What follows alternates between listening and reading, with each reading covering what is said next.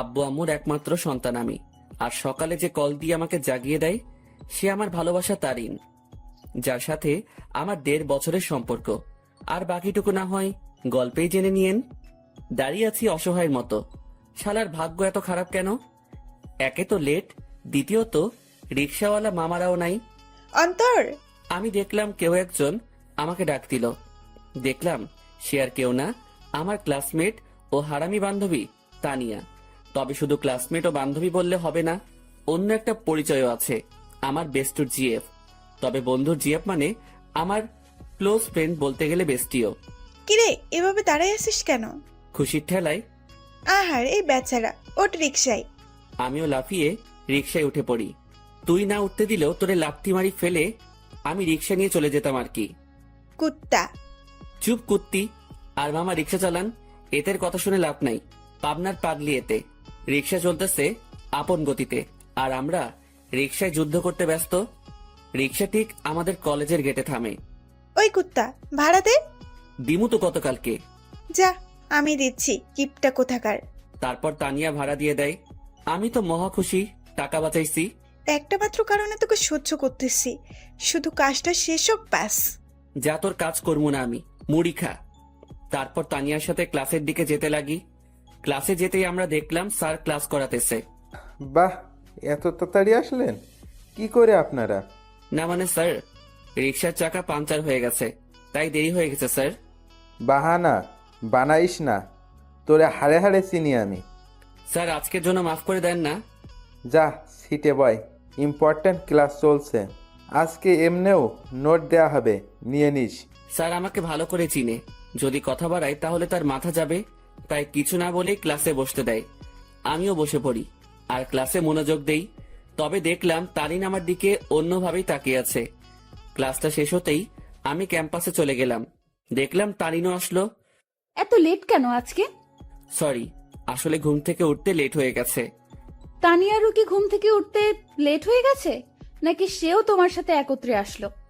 আরে সেটা তো আমি জানি না, তাকে জিজ্ঞাসা করো তুমি। আর তুমি তানিয়াকে নিয়ে কথা বলতেছো কেন? সে তো আমার ফ্রেন্ড হয়। তারিন আমার পাশে এসে বসে। দেখো অন্তর, আমি সত্যিই তোমাকে ভালোবাসি আর তোমাকে হারাতে চাই না। প্লিজ আমাকে চিট করিও না। চিন্তা করিও না, আমি তোমার ভরসা ভাঙবো না। তাহলে বলো, তানিয়ার সাথে কিসের এত কথা তোমার? সময় হলেই বুঝতে পারবা। এখন চলো ক্যান্টিনে চাই। চলো। আর কি বলবো তোমাকে? তোরাই যা, আমি তো আকাশ থেকে ভেসে আসছি। না রে শালা, তুই তো উগান্ডা থেকে আসছিস। দূর বেটা। তাহলে আমি বা কেন বাদ যাব? চলো চারজনেই ক্যান্টিনে গিয়ে নাস্তা করে নেই। তারপর আমরা ক্যান্টিনে যেতে লাগি, কিন্তু তারিন তানিয়াকে দেখে কিছুটা সংকোচ বোধ করতে লাগলো। কারণ অন্তর আর তানিয়ার মধ্যে কিছু তো একটা চলতেছে, যা থেকে সে বিরত। আমরা সকলেই ক্যান্টিনে গেলাম আর তানভীরকে পাঠালাম নাস্তা আনতে। আর আমরা আড্ডা দিতে ব্যস্ত। কিন্তু তারিন বারবার অন্তরের দিকে তাকাচ্ছে। সে অন্তরের চোখের ইশারা দেখতে লাগে, যা তানিয়াকে দেওয়া হচ্ছে। কি এমন কথা তানিয়া ও অন্তরের মধ্যে, যা আমাকে বলা হয়নি? তাদের দুজনের হাবভাব ঠিক লাগতেছে না আমার। অনেকদিন ধরেই তাদের আমি একটু ক্লোজ আসতে দেখলাম। কোনো অন্তর আমাকে ঠকাচ্ছে না তো? যেই করেই হোক, তাদের দুজনের মধ্যে কথাবার্তাগুলো আমাকে জানতে হবে। তানভীর নাস্তা নিয়ে আসে আর আমরাও মজা করে খেতে লাগি। নাস্তা খাওয়া শেষ করে আমরা ক্যাম্পাসে চলে যাই। আমি দেখলাম তারিন একটু অন্যমনস্ক হয়ে আছে। কি হয়েছে তোমার? এইভাবে অন্যমনস্ক হয়ে আছো কেন? কোনো সমস্যা? কিছুই না। আচ্ছা শোনো, চলো না একটু ঘুরে আসি। সরি, তানিয়ার সাথে একটু কাজ আছে আমার, কাল যাব। কেমন? আচ্ছা ঠিক আছে। অন্তর, আজকে আমাদের কি করার কথা ছিল? জানি, চলো। আচ্ছা এভরিবডি, ঠিক আছে, পরে কথা হবে। আমার আর অন্তরের একটা কাজ আছে। ঠিক আছে যাও। আর অন্তর সাবধান শালা। বেশি কথা বলবি তাহলে কিন্তু। আচ্ছা যা শালা মর্গা, আর তানিয়ার খেয়াল রাখবি। বাই। তারপর আমি আর তানিয়া বিদায় নিয়ে চলে গেলাম আমাদের কাছে। অন্যদিকে তানভীর, বল। অন্তর আর তানিয়ার দিকে খেয়াল করছিস তুই? কি হয়েছে তাদের? তাদের হাবভাব দেখছিস তুই? দেখলাম তো, আমার থেকে তো কোনো কিছুই মনে হলো না। তোর থেকে মনে হবে কিভাবে? তোর বেস্টু বলে কথা। কিন্তু আমার থেকে তানিয়া আর অন্তরের হাবভাব ঠিক লাগছে না। এর উপর আমার পুরো বিশ্বাস আছে, ও কোনোদিনও কোনো উল্টোপাল্টা কাজ করবে না। কিন্তু তানভীর, আমার না একটু তাদের হাবভাব থেকে সন্দেহ হচ্ছে। তুই নেগেটিভ ভাবে ভাবছিস বলে তোর এমনটা লাগতেছে, কিন্তু পজিটিভলি ভাব, তাহলে দেখবি সব ঠিক লাগবে। কিন্তু তারিনের মনে এখনো অন্তরের প্রতি সন্দেহ আছে, কারণ তারিনকে না বলে সে তানিয়ার সাথে খুব ক্লোজলি ভাবে কথা বলতেছে। এইদিকে আমি আর তানিয়া শপিং মলে চলে আসলাম। আসলে আমাদের কিছু কেনাকাটা করতে হবে, তাই। তো কি কি কিনবি বল? লিস্ট ফুল, রেডি করেই আনছি। তাহলে শুরু করে দে। আমরা আমাদের লিস্ট অনুযায়ী শপিং করতে ব্যস্ত। প্রায় আমাদের শপিং শেষ, আর তখনই তানিয়া ডাক দেয়। কিরে, ডাকতেছিস কেন? চল জেন্টস শপে যাব, একটা টি শার্ট নিব। আমার জন্য নিবি? হ্যাঁ, আমাকে পাগলা কুকুর পাইছে তো। আসলে তোরে পাগলা কুকুরে পাইছে? অন্তর, এটা কিন্তু বেশি হইতেছে। ও মা গো, টুরুলা। আচ্ছা চল। তারপর গেলাম টি শার্ট কিনতে, মানে তানিয়া কিনবে আর আমি দেখবো। কি কালার পছন্দ তানভীরের? আমি আর তানভীর প্রায় সেম কালার পছন্দ করি। বুঝছি, হাইরে চয়েস রে। তারপর তানিয়া ঘুরে ঘুরে দেখতে লাগলো, আর কয়েকটা টি শার্ট নিয়ে আমার কাছে আসে। দেখ, এখান থেকে দুইটা সিলেক্ট করে দে। আমিও দুইটা টি শার্ট সিলেক্ট করে দেই, আর সেও কিনে নেয়। চল, খিদা লাগছে, কিছু খাওয়াবি? চুপচাপ বাসায় গিয়ে খেয়ে নিস, এমনিও টাকা আছে কিনা জানি না। চুপ কিপটা, তোর জন্যই তো আমি শপিং মলে আসছি, আর তোর জন্যই তো শপিং করলাম। এখন কিপটামি করিস না, চল রেস্টুরেন্টে। আমি তো শপিং এ টাকা খরচ করলাম, তুই তো শুধু তানভীরের জন্য টি শার্ট নিলি। ওলে বাবারে, টাকা তোর একা যায় নাই, তোর শপিং এ আমি তানভীরের টাকাও আছে। আর এটা তো তোর জানের জন্য করতেছি আমরা। এখন কিপটামি না করে চল তো। বাবা গো, চল বুঝছি, 1 টাকাও বাসায় নিতে দিবি না। তারপর আমরা রেস্টুরেন্টে গেলাম, সেখানে গিয়ে আমরা বসে পড়লাম, আর তখনই তানভীর ফোন দেয়। হ্যালো, কে? শপিং হয়েছে মামা, নাকি আরো বাকি আছে? শপিং শেষ, শুধু লাস্ট জিনিসটা আনলেই সব কমপ্লিট। সেটা আমি আনবো তো সময় মতো, তুই চিন্তা করিস না। আচ্ছা, তারিন কি চলে গেছে? তবে মামা, তোকে আর তানিয়াকে সন্দেহের নজরে দেখতেছে, বলতেছে তোর আর তানিয়ার মধ্যে নাকি কিছু চলতেছে। হ, তাও তার জন্যই। তো কি করিস? আমি কি করবো? যা করার তোর তানিয়া করতেছে, আমারে লুটতেছে রে মামা। আজ যদি তানিয়ার সাথে ব্রেকআপ করতি, তাহলে এই দিন দেখতে হতো না আমার। সমস্যা নাই, তানভীর যদি আমাকে ছেড়ে দেয়, আমিও তোর গলায় পড়বো আর কি। যা লুট হ। আচ্ছা, খাওয়া দাওয়া করে নিয়ে জিনিস সহ তানিয়াকে বাড়ি দিয়ে আসিস। ভাই, তুই এসে নিয়ে যা না। সাথে সাথে তানিয়া আমার থেকে ফোন কেড়ে নিল, আর শুরু করে দিল তাদের প্রেমালাপ। আর আমি বেচারা আমারটার জন্য মরতেছি। তানিয়া তানভীরের কথা শেষ, আর আমাদেরও খাবার চলে আসে। অন্যদিকে তারিন ও তার কিছু বান্ধবীদের নিয়ে একই রেস্টুরেন্টে আসে, যেখানে অন্তর ও তানিয়া উপস্থিত। তারিন, দেখ তো, এটা অন্তর ভাইয়া না? তারিন অন্তরকে তানিয়ার সাথে দেখে প্রায় অবাক হয়ে গেল। তারিন দেখতে লাগলো তানিয়া আর অন্তর হেসে হেসে কথা বলতেছে আর খাবার খাচ্ছে। তারিন তার মোবাইলটা বের করে অন্তরকে কল দেওয়ার জন্য। এইদিকে আমি জানি না প্ল্যান সাকসেস হবে কিনা, তবে আমি আমার কলেজাটাকে খুশি দেখতে চাই। আমরা তো সেটাই চেষ্টা করতেছি অন্তর, তুই চিন্তা করিস না। হঠাৎই আমার কলটা বেজে ওঠে, আর দেখলাম তারিন কল দিছে। আমিও রিসিভ করলাম। হ্যালো। কোথায় তুমি? আমি তো বাসায়। কেন? ও, কি করো তুমি? এই তো আছি। আর কি, মোবাইল নিয়ে। তুমি কি করো? আমিও মোবাইল নিয়ে ব্যস্ত। আচ্ছা, পরে কথা বলি, কেউ রুমের দিকে আসতেছে। Okay bye. তারপর কেটে দিল। কি বলে সে? আমি কোথায় কি করি এইসব? বাদ দে, তাড়াতাড়ি খাবার খেয়ে নে। অন্যদিকে তারিন অন্তরের মিথ্যা কথা শুনে মুখ চেপে কান্না করতে করতে বেরিয়ে যায়, সাথে তার বান্ধবীরাও। ও কেন আমার সাথে এত বড় প্রতারণা করলো?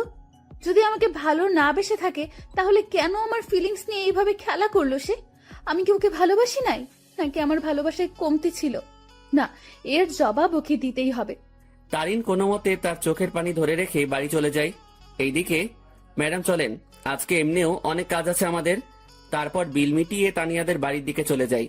তবে তানিয়াদের পুরনো বাড়িতে যাই আমরা। তানিয়াদের পুরনো বাড়িতে আসার আগেই তানবীরকে কল দিয়ে আসতে বলে দেই, আর সে এখন উপস্থিত। সব নেওয়া হয়েছে তোর? হয়েছে, জাস্ট লাস্ট জিনিসটাই বাকি। মামা, তারিন কিন্তু তোর উপর সন্দেহ করতেছে। সে মনে করতেছে আমার কলিজার লগে তোর চলতেছে। আমাকে কি পাগলে পাইছে? এই সেমরির সাথে আমার চলবো? ভাই রে ভাই, কি জিনিস রে এটা! আমার লুটি ফেললো। ভাই, একটু দেখে শুনে রিলেশন করতে পারিস না? ওই সাবধান। ঝগড়াঝাড়ি বাদ দে, আর এইগুলো আমাদের দিয়ে বাড়ি যা। আমরা কাজ শুরু করে দিব। ওকে নে এইগুলো, আমি গেলাম। তারপর তাদের জিনিসপত্রগুলো দিয়ে আমিও বাড়ি চলে গেলাম। কই ছিলি তুই? আসিলাম আর কি, মেসেজ দিছিলাম না, দেখো নাই? দেখছি। যা রুমে, আমি তোর জন্য চা আনতেছি। এই না হলে আমার আম্মু আমার কতই না খেয়াল রাখে, আমাকে কতই না ভালোবাসে। হাওয়া দাওয়া বন্ধ কর। আমিও রুমে চলে গেলাম আর একটু ফ্রেশ হয়ে সেই খাটে লেটিয়ে পড়ি। আর আজকের পার্টির জন্য উত্তেজিত। আসলে প্রায় এক সপ্তাহ আগ থেকে আজকের দিনের জন্য প্ল্যান করতেছি আমি, তানভীর ও তানিয়া। কারণ আজ আমার কলিজাটার জন্মদিন, তাই চিন্তা করলাম ওর জন্য সারপ্রাইজ বার্থডে পার্টি অ্যারেঞ্জ করে তারিনকে সারপ্রাইজ দিব আমি। আমি শিওর তারিন আজকে সেই লেভেলে চমকেও যাবে, ও খুশিও হবে। কারণ আমি জানি তারিন আমাকে কতটা ভালোবাসে। আম্মু চা নিয়ে আসে। আসলে দুপুরে চা খাওয়ার অভ্যাস, তাও রং চা। কি রে, আজকে তোর চেহারায় অন্য কিছুই দেখতে পাচ্ছি আমি। কি ঘটিয়ে আসলি আবার? দূর, কই কি ঘটাইছি আমি? সত্যি করে বল, কি ঘটিয়ে আসলি তুই? তোর চেহারায় আজ অন্য কিছুই বলতেছে আমাকে। ধুর আম্মু, বললাম তো কিছুই ঘটাই নাই। যাও, কথাই বলবো না। বলিস না, আমি গেলাম। তুই তোর রং চা শেষ কর। তারপর আম্মু চলে যায় আর আমিও রং চা শেষ করলাম। আর আজকে কি কি হবে সেটা নিয়ে ভাবতে লাগলাম। অন্যদিকে তারিন বালিশে মুখ গুজে কান্না করতে ব্যস্ত, কারণ সে অন্তরকে তানিয়ার সাথে রেস্টুরেন্টে দেখলো। আর যখন সে অন্তরকে কল দেয় ও জিজ্ঞাসা করে, তখন অন্তর তাকে মিথ্যা বলে।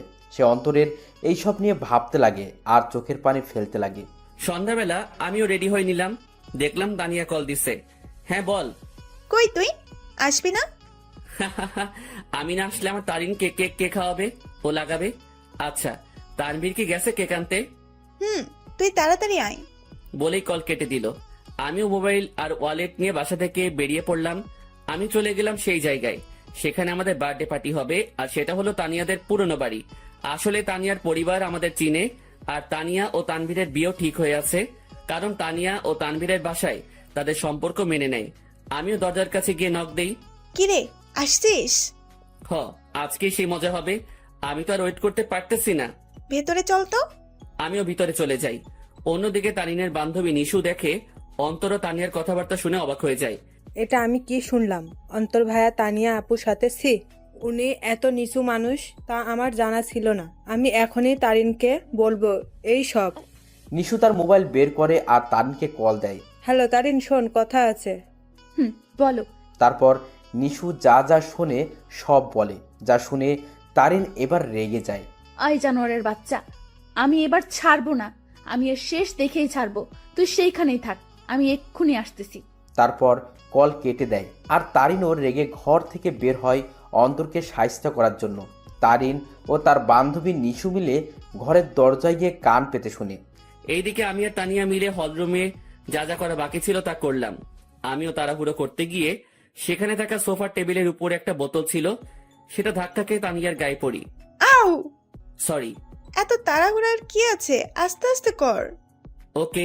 অন্যদিকে তারিন তাদের কথাগুলো শুনে মুখ চেপে কান্না করতে লাগলো।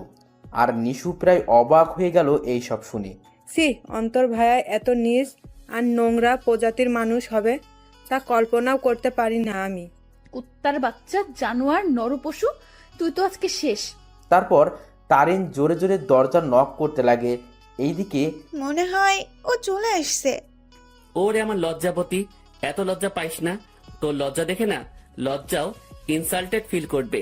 কুত্তা, তোর সাথে কি এমন দুশ্মনী করলাম, কথায় কথায় ইনসাল্ট করিস?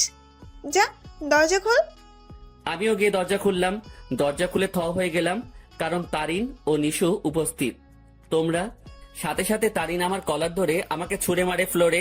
কুত্তার বাচ্চা, জানোয়ার, শয়তান, বেয়াদব, লম্পট, বখাটে প্লে বয়, আমার সাথে কি করে এসব করতে পারলি তুই?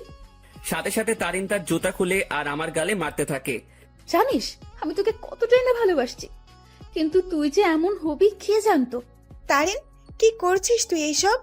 চুপ, বেয়াদব নষ্টা মেয়ে। তুইও কম না। তোর আর তানভীরের বিয়ে ঠিক হয়ে থাকার পরেও তুই আমার বয়ফ্রেন্ডের সাথে ছি। আর তুই, তোকে কতই না ভালো ভাবছিলাম আমি, কিন্তু তুই তো আস্ত একটা লুচ্চা, বেয়াদব, লম্পট। মানে যত খারাপই বলি না কেন, তার থেকেও নিচ তুই। আমি তারিনের অবস্থা দেখে অবাক হয়ে গেলাম। আর সে তো আমাকে তার পায়ের জুতো দিয়ে আমাকে মারলো। তার এই ব্যবহার দেখে আমার চোখ দিয়ে টপ টপে পানি পড়তে লাগে। আজ তারিন আমার সাথে এটা করতে পারলো? আমি কি এমন অপরাধ করলাম যার জন্য তারিন আমাকে এতগুলো কথা শোনালো আর জুতার বাড়িও দিল? তোর যদি রুম ডেট করার এত ইচ্ছা ছিল আমাকে বলতি, কিন্তু তুই কি না। এই লুচ্চা প্লে বয়, তোর কি একটুও মনে সংকোচ বোধ করে নাই? নিজেই নিজের বেস্ট ফ্রেন্ডের হবু বউয়ের সাথে তুই। আমার তো মন ভেঙে ফেললি, কিন্তু কি করে নিজের বেস্ট ফ্রেন্ডকেও ধোকা দিলি তুই? বলেই তারিন আমাকে জুতা দিয়ে মারতে লাগলো। সি ভাইয়া, আপনি এত নিচু প্রজাতির মানুষ হবেন তা আমার জানা ছিল না। আপনি জানেন তারিন সবসময় আপনাকে নিয়ে কথা বলতো, সবসময় আপনাকে নিয়ে কতই না স্বপ্ন ছিল তার, কিন্তু আপনি কি না। সি ভাইয়া, আপনাকে দেখে আমার ঘৃণা হচ্ছে। তাদের কথাগুলো শুনে আমি চোখ দিয়ে পানি ফেলছিলাম। আজ তারিন আমাকে এইভাবে অপমান করলো। আমি তো কোনো অন্যায় করি নাই, তাহলে কি বলতেছে তারিন এইসব? সত্যি কলিজাটা ফেটে যাচ্ছে আমার। জানিস তোকে কি করা দরকার? তোকে জুতার মালা পরায় এলাকায় ঘুরানো দরকার। দাঁড়া, আমি পুলিশকে কল দিচ্ছি। আর তখনই তানভীর কেক নিয়ে উপস্থিত হয়। সে আমাকে এভাবে পড়ে থাকতে দেখে ও তারিনকে এখন এখানে দেখে অবাক হয়ে যায়। এই অন্তর, এইভাবে পড়ে আসিস কেন? আর তারিন এখন এখানে কি করতেছে? তানভীর, আমি তোকে আগেও বলেছি এই জানোয়ার ও তোর নষ্টা হবু বউয়ের মাঝে অনেক কিছু চলতেছে, কিন্তু তুই বিশ্বাস করিস নাই। কিন্তু দেখ, আমার সন্দেহ ঠিক সত্যিই হইছে। আজ আমিও নিশু মিলে হাতে নাতে ধরছি এই দুইটাকে। তারা এখানে তাদের কীর্তিকলাপে ব্যস্ত ছিল, আর আমাকেও তোকে ঠকাছিল তারা দুজন মিলে। তানভীর কথাটা শুনে অবাক হয়ে যায়, তবে তানভীর অবাক হয় তারিনের কথাগুলো শুনে। এই কি বললি তুই? অন্তর আর তানিয়ার মাঝে কি চলতেছে? দেখ তুই, তাদের দুইটাকেই তানিয়ার পুরনো বাড়িতে ধরছি আমরা। দেখ, পুরনো বাড়িতে এসে তারা তাদের প্রেম লীলা চালাচ্ছিল, কিন্তু আজ ধরা খেয়ে গেল দুই নষ্টা। সাথে সাথে তানভীর দিল তারিনকে কষে এক থাপ্পড় খেয়ে তারিন ফ্লোরে পড়ে যায়। দেখলাম তানভীর রেগে আছে, আমিও উঠে তানভীরকে ধরি। অন্তর, ছাড় আমাকে। এই মেয়ে কাকে কি বলতেছে? তারিন তানভীরের দিকে গাল হাত দিয়ে তাকিয়ে আছে, আর নিশো অবাক চোখে তানভীরের দিকে তাকিয়ে আছে। তানভীর আমার থেকে নিজেকে ছাড়াই নাই আর তারিনের চুলের মুঠি ধরে দাঁড় করায়। এই, তুই কাকে কি বলছিস? আর কি বললি তুই? তারা এখানে এসে তাদের প্রেম লীলা চালাচ্ছিল, তাই না? আয় আমার সাথে তুই। তারিনের চুলের মুঠি ধরে হলরুম দেখাতে লাগে। এই দেখ, তারা আসলে কি করতেছিল। তোর জন্মদিন উদযাপন করার জন্য সে আজ থেকে 7 দিন আগে থেকেই তোকে খুশি করার জন্য আমাকে ও তানিয়াকে নিয়ে প্ল্যান করে। সে তোর হাসি মুখটা দেখার জন্য দেখ কি করছে। চারদিকে ভালো করে তাকিয়ে দেখো। তারিন ভালো করে দেখে পুরো হলরুম দেখে যা সম্পূর্ণভাবে সাজানো।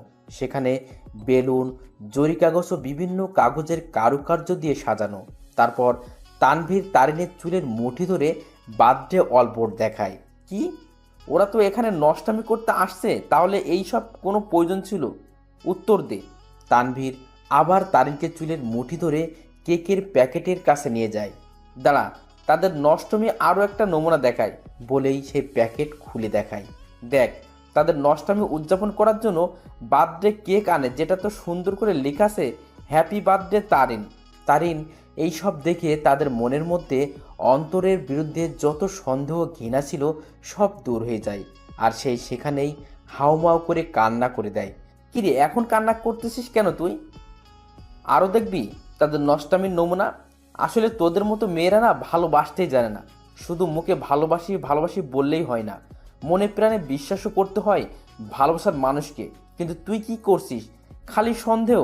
হ্যাঁ, আমার বেস্টু খারাপ, কারণ সে তাকে খুশি করতে চেয়েছিল, আর আমি আমার সেই খারাপ বন্ধুকে নিয়ে গর্ব করি, কারণ সে মানুষকে ঠকায়নি কোনো দিনও। সে সব সময় সবাইকে হাসি খুশি দেখতে চায়, কিন্তু আড়ালে সে নিজেই কান্না করে যেত। কিন্তু যখন তুই তার জীবনে আসছিস, সে মনে করছিল সেও এখনো হাসি খুশি থাকবে, কিন্তু তুই আজকে তাকে সবচেয়ে বড় কষ্ট দিয়ে দিলি। হ্যাঁ, আমার বন্ধু জানোয়ার, কারণ সে তোকে হাসাতে চেয়েছিল, যার প্রতিদান আজ তুই দিয়ে দিলি।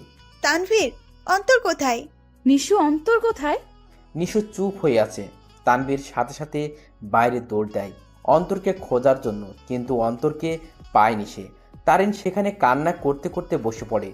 তারিন, ছি, তুই এত নিস মন মানসিকতার মেয়ে তা আমার জানা ছিল না। কিভাবে তুই এ ভাবলি?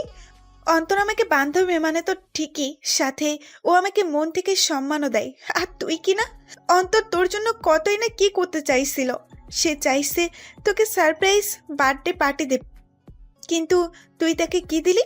অনেক অপমান ও জুতার বাড়ি। কি করে পারলি তুই এইসব ভাবতে? অন্তর তোকে কতটা ভালোবাসে তা আমি আর তানভীর ভালো করেই জানি, কিন্তু তুই ভালো যেহেতু বেসেছিস তাহলে একটু ভালোবাসার মানুষকে বিশ্বাস করতে শেখ, সন্দেহ না। আমার মনে হয় না তুই অন্তরকে কোনো দিনও ভালোবেসেছিস, কিন্তু সে তোকে মনে প্রাণে ভালোবেসেই গেল। তানভীর বাইরে থেকে আসে। অন্তরকে পাইছো? না, তুমি একটু কষ্ট করে বাড়িতে খুঁজে দেখো তো। আর এই, তুই বের হ বাড়ি থেকে। তানভীর তারিনকে টেনে বাড়ি থেকে বের করে দেয়, সাথে নিশিও বেরিয়ে যায়। আর তানভীর ও তানিয়া মিলে পুরো বাড়ি খুঁজে দেখে, কিন্তু অন্তরকে খুঁজে পেল না। তারিন বাইরের রাস্তায় বসে বসে হাউমাউ করে কান্না করতে লাগে। সে আজ তার সন্দেহের জন্য তার অতি প্রিয় একটা জিনিসের কাছে ঘৃণার পাত্র হয়ে গেল। কি করে আমার মাথায় এসব আসলো? কেন আমি অন্তরকে সন্দেহ করলাম? যে আমাকে বলেছিল আমাকে কোনোদিন ঠকাবে না, কিন্তু আমি তাকে বিশ্বাস না করে তাকে অনেক কথা শোনালাম, খুব জুতার বাড়ি দিলাম। ছেলেটা তো আমাকে হাসি খুশি রাখতে চেয়েছিল, কিন্তু আমিই ওকে কাঁদিয়ে দিলাম। বলে সে আরো কান্নায় ভেঙে পড়ে। এইদিকে আমি মেইন রোডে চলে আসলাম। আজ আমাকে আমার ভালোবাসা ভালোই একটা শিক্ষা দিল, আর বুঝিয়ে দিল আমি তার মনে কোনোদিনও জায়গা করে নিতে পারলাম না। আমি তার মনে বিশ্বাস জোগাতে পারলাম না। হয়তো আমারই ভুল ছিল, আগে তার মনে বিশ্বাস জোগানোটা দরকার ছিল, পরে না হয় তার জন্য কোনো কিছু করতাম। হয়তো আমার ভালোবাসায় কমতি ছিল, যার পরিণাম জুতার বাড়ি পেলাম। না, আর কোনোদিনও কাউকে ভালোবাসবো না, আর মনে আঘাত চাই না। আমি তারিনকে পেয়ে মনে করেছিলাম আমার দুঃখ কষ্ট ওর সাথে শেয়ার করব। মনে করলাম ও আমাকে বুঝবে, কিন্তু আমি ভুল ছিলাম। থাক, আর কাউকে ভালোবাসার প্রয়োজন নেই, আমি একাই ঠিক আছি। আর যদি কাউকে প্রয়োজন হয়, আমার বেস্টু ও আমার হৌভাবি আছে না, কিন্তু না আর কাউকে বিশ্বাস করব, না কাউকে মন দিব। কেউ চাই না, আমার শুধু পরিবার ও বান্ধবীদের নিয়ে থাকবো আমি মেইন রোডে হাঁটতে লাগলাম, মনকে শান্ত ও বোঝানোর জন্য যে তার জন্য কোনো ভালোবাসা নেই, আছে শুধু সন্দেহ আর সন্দেহ। আমিও মেইন রোডে যতদূর পারলাম হাঁটতে লাগলাম।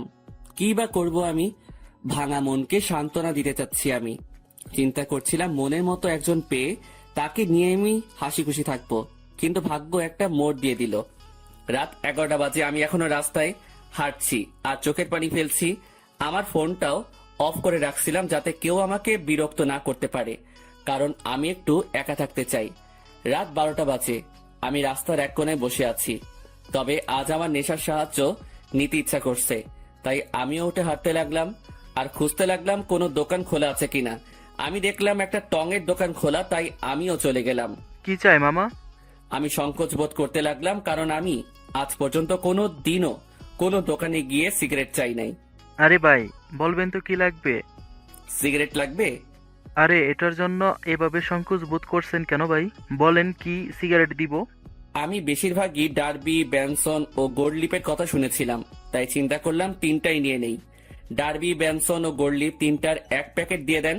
তারপর দোকানদার আমাকে দেয় আর আমিও টাকা দিয়ে দেই, সাথে একটা লাইটারও নিয়ে নিলাম। আমিও যেতে লাগি। ভাই একটা কথা বলবো? জি বলেন। ভাই আমি এই প্রথম দেখলাম কেউ একসাথে 3 ধরনের সিগারেট নিল। ভাই আপনারা কি গ্রুপ মিলে আড্ডা দিবেন নাকি? সেটা আপনি না জানলেও চলবে, আপনার কাজ সিগারেট বিক্রি করা, এই সকল প্রশ্ন করা না। বলেই চলে আসলাম সেখান থেকে। তারপর আমিও আবারও মেইন রোডে গিয়ে সিগারেট ধরালাম। হাতে সিগারেট খাবো কি খাবো না তা ভাবতে লাগলাম। পরে এইসব ভাবনা চিন্তা বাদ দিয়ে সোজা খাওয়া শুরু করে দিলাম। প্রথমে একটু কষ্ট লাগলেও পরে ঠিক লাগতে লাগলো। প্রথমে গোল্ডলিপ, এরপর ব্যানসন, এরপর ডার্বি খেলাম। একটা শেষ হতেই অন্য একটা ধরিয়ে দিলাম। এভাবে 3 প্যাকেটই প্রায় শেষ, শুধু ডার্বির 4টা সিগারেট বাকি আছে। দেখলাম 1টা বাজে। পরে মনে পড়লো বাসার কথা, তাই মোবাইলটা অন করলাম। অন করতেই আম্মু আব্বুর প্রায় 150-র উপরে SMS এবং সাথে সাথে আব্বুর ফোন। হ্যালো, কি রে? কই তুই? ফোন বন্ধ কেন তোর? আরে মোবাইল হঠাৎই বন্ধ হয়ে যায়, এতে আমার দোষ কোথায়? কি রে, তুই রেগে আছিস কেন? কি হয়েছে? আমার ইচ্ছা, আমার লাইফ, আমি যা খুশি করব। ফোনটা রাখো, আর আমি পরে আসবো, একটা পার্টিতে আছি, বাই। বলেই কল কেটে দিলাম। এরপর বাকি যে সিগারেটগুলো ছিল সেগুলো একটার পর একটা শেষ করলাম। আমি চাচ্ছি সিগারেটের ধোঁয়া দিয়ে নিজের কষ্টটাকেও উড়িয়ে দিতে। প্রায় 2:30 বাজে আমি বাসার দিকে গেলাম। আমি দরজায় টান দিতেই দরজা খুলে যায় আর আমি বাড়ির দরজা বন্ধ করে দিয়ে রুমে চলে যাই। শুয়ে থাকতে থাকতে ঘুম চলে আসে। অন্তর, অন্তর, আব্বু ওঠ, আর কতক্ষণ ঘুমাবি? সকাল হয়েছে তো। আম্মুর ডাকে আমি উঠে পড়ি। এভাবে কি দেখো তুমি? তোর চোখ লাল হয়ে আছে কেন? ধুর, বোকার মতো কথা বলিও না তো। কাল রাতে আসলাম কয়টায়, আমি ভালো করে ঘুমাতে পারি নাই তো তাই। আমিও উঠে বাথরুমে ফ্রেশ হতে চলে যাই। সেখানে আমি আয়নায় আমার চোখগুলো দেখতে লাগলাম। আসলে আমার চোখগুলো লাল হয়ে আছে, তবে একটু ভয়ঙ্কর লাগতেছে দেখতে। এখন আমার চোখগুলো দেখলে মনে হবে আমি কোনো এক নরপশু হিংস্র হয়ে আছি, আর শিকার পেলে সোজা গিলে ফেলবো। আমি খেয়াল করলাম আমার গায়ের থেকে সিগারেটের গন্ধ আসতেছে, তাই পকেটে যা যা ছিল সব বের করে এক সাইডে রেখে সেই অবস্থায় গোসল করে নিলাম। তারপর রুমে গিয়ে একটা টি শার্ট ও প্যান্ট নিয়ে আবার বাথরুমে চলে গেলাম আর চেঞ্জ করে নিলাম। এরপর আমি আমার রুমে আয়নার সামনে গেলাম। সেখানে গিয়ে নিজেকে দেখতে লাগলাম। একদিনে কিটাকে কি হয়ে গেলাম আমি। আমার চুলগুলো ভেজা অবস্থায় আছে, তাই সেগুলো নেমে আছে, আর চুলগুলো বড় হওয়ার কারণে চোখ বরাবর আসলো। তবে সেই অবস্থায় নিজেকে দেখলাম আর নিজেই প্রায় ভয় পেয়ে গেলাম, কারণ আমার চুল ও চোখের জন্য একটা কি বলবো ভাই, বাদ দেন। আমিও ডাইনিং রুমে চলে গেলাম। দেখলাম আব্বুও উপস্থিত। আমিও টেবিলে বসলাম। কি রে, কাল রাতে কই ছিলি? একটা ফ্রেন্ডের বাসায় বার্থডে পার্টিতে ছিলাম। আমাদের একটু বলে যাইতি, ভালো হইতো। আমাদের কি চিন্তা হয় না তোর জন্য? সাথে সাথে টেবিলের উপর থেকে একটা গ্লাস নিয়ে ফ্লোরে আছাড় মেরে ভেঙে ফেলি। আমাকে পাইছোটা কি তোমরা? আমি কি মেয়ে নাকি যে আমাকে নিয়ে চিন্তা হয়? যদি এতই চিন্তা হয় তাহলে কেন বাইরের দুনিয়া দেখাইছো আমাকে? ঘরে আটকায় রাখলেই হইতো। আমার অবস্থা দেখে আম্মু আব্বু দুজনেই নিস্তব্ধ হয়ে গেল, আর আমিও টেবিল থেকে উঠে সোজা রুমে চলে গেলাম। তখন মনে পড়লো ফোনের কথা। আমিও ফোনটা হাতে নিলাম। দেখলাম তারিনের নাম্বার থেকে অনেকগুলো মিসড কল। আমি ফোনটা খাটের উপরে ছুঁড়ে মারি। ফোন বাজতে লাগলো। দেখলাম আননোন নাম্বার থেকে কল আসছে। আমিও রিসিভ করলাম। হ্যালো, আসসালামু আলাইকুম, কে বলছেন? হ্যালো, কোথায় তুমি? কলেজে আসো নাই কেন? দেখো, দোহাই লাগে, একটিবার দেখা করো আমার সাথে। ওই আমাকে পাইছিস কি তুই? যখন ইচ্ছা কষ্ট দিবি, যখন ইচ্ছা পিরিত দেখাবি, তাই না? আর কোনো দিনও আমাকে কল দিবি না। তোর মতো ভালো মেয়ের সাথে আমার মতো লুচ্চা নষ্টা প্লে বয়ের কথা বলা উচিত না। রাখ ফোন, বলে কল কেটে দিলাম আর মোবাইলটা খাটে ছুঁড়ে ফেলি। লাগবে না কারো ভালোবাসা আমার, একাই ঠিক আছি আমি। অনেক কষ্ট দিয়ে এখন আলগা পিরিত দেখাইতে আসছে। না, এই সিমটাই ভেঙে ফেলবো আমি। না থাকবে সিম, না হবে কন্ট্রাক্ট। আমি মোবাইলটা হাতে নিয়ে তা খুলে সিম নিয়ে নেই আর সেটা ভেঙে ফেলি, আর খাটে শুয়ে পড়ি চোখটা বন্ধ করে। হঠাৎই কেউ একজন আমার মাথায় হাত বুলিয়ে দিতে লাগে। আমিও চোখ খুলে দেখি আম্মু মাথায় হাত বুলিয়ে দিচ্ছে। কি রে আব্বু, কি হয়েছে তোর? একটু বলতো আমাকে। কিছু হয় নাই আমার। আচ্ছা, দেখি আমি নাস্তা খাইয়ে দিই। আচ্ছা দাও। তারপর দেখলাম আম্মু নাস্তা নিয়েই আমার রুমে আসে আর প্লেট নিয়ে আমাকে খাওয়াই দিতে লাগে। আচ্ছা শোন, তোর নানু কল দিছিল, এক কাজ কর, তুই কয়েকদিন সেখান থেকে ঘুরে আয় না। আচ্ছা ঠিক আছে, যাব। ঠিক আছে, আজই চলে যা, তাহলে ভালো হবে। ঠিক আছে। আম্মু আমাকে নাস্তা খাওয়াই দিয়ে চলে যায়, আর আমিও চিন্তা করলাম আমার উপর এমনিও অনেক কিছুই গেছে, তাই একটু রিফ্রেশমেন্টের প্রয়োজন, তাই যাওয়াই উচিত। আমিও আমার ব্যাগ গুছিয়ে নিলাম। দেখলাম সকাল 11টা বাজে। আমি ব্যাগ নিয়ে রুম থেকে বেরিয়ে পড়লাম। আম্মু আব্বুর থেকে বিদায় নিয়ে আমি চলে গেলাম বাস স্টেশনে। আমিও টিকিট কাউন্টারে যেতেই শক খেয়ে গেলাম। কিরে, এখন কোথায় যাস? আমি কি বলবো বুঝতে পারতেছি না, কারণ আমার সামনে তানভীর দাঁড়িয়ে আছে। শালা তুই তুই এখানে কি করতেছিস? শালা আমাকে একা করে কই যাচ্ছিস? আর ফোন বন্ধ কেন তোর? এমনি। এখন তুই এখানে কেন? আর কই যাচ্ছিস তুই? যাইতেছি আর কি, বেস্টুর নানার বাড়ি। মানে আমি তুই একই জায়গায় যাচ্ছে মামা। এবার কথা বলিস না, টিকিট নে। আমি আর কোনো কথা না বলে টিকিট নিতে গেলাম, কিন্তু প্রশ্ন হলো এই হারামি কি করে জানলো আমি যে এলাকা ছাড়তেছি? জি, 2টা টিকিট দেন তো জায়গার জন্য। নিয়ে নে, পরের বাস দেরি আছে। ঠিক আছে দেন তাহলে। আমি 2টা টিকিট নিয়ে নিলাম, কিন্তু আমরা দুজন দু প্রান্তে বসতে হবে। আমরা বাসে উঠলাম। আমি শুধু একটা ব্যাগ নিয়ে আসলাম, যেটাতে কিছু জামা কাপড় ও আমার কিছু প্রয়োজনীয় জিনিস আছে। আমি আবার সিটে বসলাম। যাক ভালোই, আমাকে জানালার পাশ দেওয়া হয়েছে। এবার প্রকৃতি উপভোগ করতে করতে নানার বাড়ি যাওয়া যাবে। আমি দেখলাম তানভীর, আমি যে শাড়িতে বসলাম সে আমার বাম পাশে শাড়ির আমার সিট বরাবর 3 সিট পর তার সিট। আমি সিটে বসে আছি আর বাস ছাড়ার অপেক্ষা করতেছি। আমি জানালা দিয়ে বাহিরে দেখতে লাগি। এক্সকিউজ মি, এটা আমার সিট। আমি কি এখানে বসতে পারি? আমি কথা শুনে সাথে সাথে তাকালাম, দেখলাম একটা কালো বোরকা পরা একটা মেয়ে এই কথা বলল। কোনটা আপনার সিট? জি, আপনার পাশের সিট আমার। আমি কি এখানে বসতে পারি? পড়ে গেলাম মুসিবতে। আমি কিনা সিট পেলাম, তাও একটা মেয়ের পাশের সিট। হয়তো অনেক ছেলে এই জিনিসটাকে তাদের জন্য সৌভাগ্য মনে করে, কিন্তু আমার জন্য এইসব দুর্ভাগ্য। কারণ আমি অন্য ছেলেগুলোর মতো মেয়ে পাগল না। তবে হ্যাঁ, একজনকে নিয়ে স্বপ্ন দেখেছিলাম, কিন্তু থাক, সে অতীতকে মনে না করাই ভালো। সেটা জাস্ট আমার জন্য একটা দুঃস্বপ্ন ছিল। এই যে মিস্টার, এখন কি বসতে দিবেন? আজব তো, আপনার সিট, আপনি বসবেন, এটা নিয়ে তো মাথা খাওয়ার কি আছে? বসেন আপনার সিটে। তারপর মেয়েটা আমার পাশের সিটে বসে পড়ে। তবে আমার একটু আনইজি লাগতেছে। আমি তানভীরকে দেখতে লাগলাম। তানভীরের সাথেও একটা বোরকা পরা মেয়ে বসছে, আর সে তো পিড়িতিরে আলাপ করতে ব্যস্ত। আপু, একটা কথা বলি, কিছু মনে করিয়েন না। আপনি যদি আমার বন্ধুর সিটে গিয়ে বসতেন তাহলে একটু ভালো হতো। সরি, পারবো না। আমি আমার সিট ছাড়া অন্য কোথাও বসি না, এটা সম্ভব না। বাপরে বাপ, কি জিনিস রে ভাই! একটা ছেলে পাশে বসছে, আমি ছেলে হয়েও তার জন্য একটু সুবিধার জন্য কথা বললাম, আর সেই কিনা গাড়ি স্টার্ট করলো। গাড়ি চলতে লাগলো আপন শক্তিতে, আর আমিও জানালার বাহিরে তাকিয়ে প্রকৃতি উপভোগ করতে ব্যস্ত। আচ্ছা, যদি কিছু মনে না করেন, আমাকে কি জানালার সিটটা দিবেন? আমি এই দেওয়া নেওয়া বন্ধ করে দিছি। যেটা নিজের সেটাকে নিয়েই থাকি, আর আমার জানালার সিট পড়ছে, তাই আমি এখানে থাকবো। দিবেন না ভালো কথা, এত অ্যাটিটিউড দেখাচ্ছেন কেন? আমার অ্যাটিটিউড বেশি, তাই দেখাচ্ছি। নাও প্লিজ সাইলেন্ট।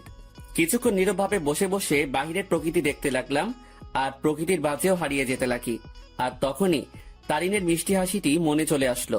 সাথে সাথে আমি প্রকৃতি থেকে আমার মনোযোগ সরিয়ে নিলাম। কি হলো, শখ খেলেন নাকি? আমি কিছুই না বলে আমার পকেট থেকে মোবাইল আর ইয়ারফোনটা বের করে কানে লাগিয়ে দিলাম, আর গান শুনতে লাগলাম। কিছুক্ষণ গানের মধ্যে মগ্ন ছিলাম আমি, আর তখনই পাশ থেকে খোঁচা দেয়। সমস্যা কি? গান শুনছিলেন? না তো, ব্যাডমিন্টন খেলছিলাম। এত রাগ আর কি আছে? আপু, আপনার সমস্যাটা কি বলবেন? কোনো সমস্যা নেই। আচ্ছা, আপনি কি রোমান্টিক গান শুনছিলেন? বুঝছি। আপু, আসেন আপনি জানালার সিটে। মেয়েটাও খুশি হয়ে জানালার সিটে বসে, আর আমি পারতেছি না যে এখনই বাস থেকে নেমে যেতে।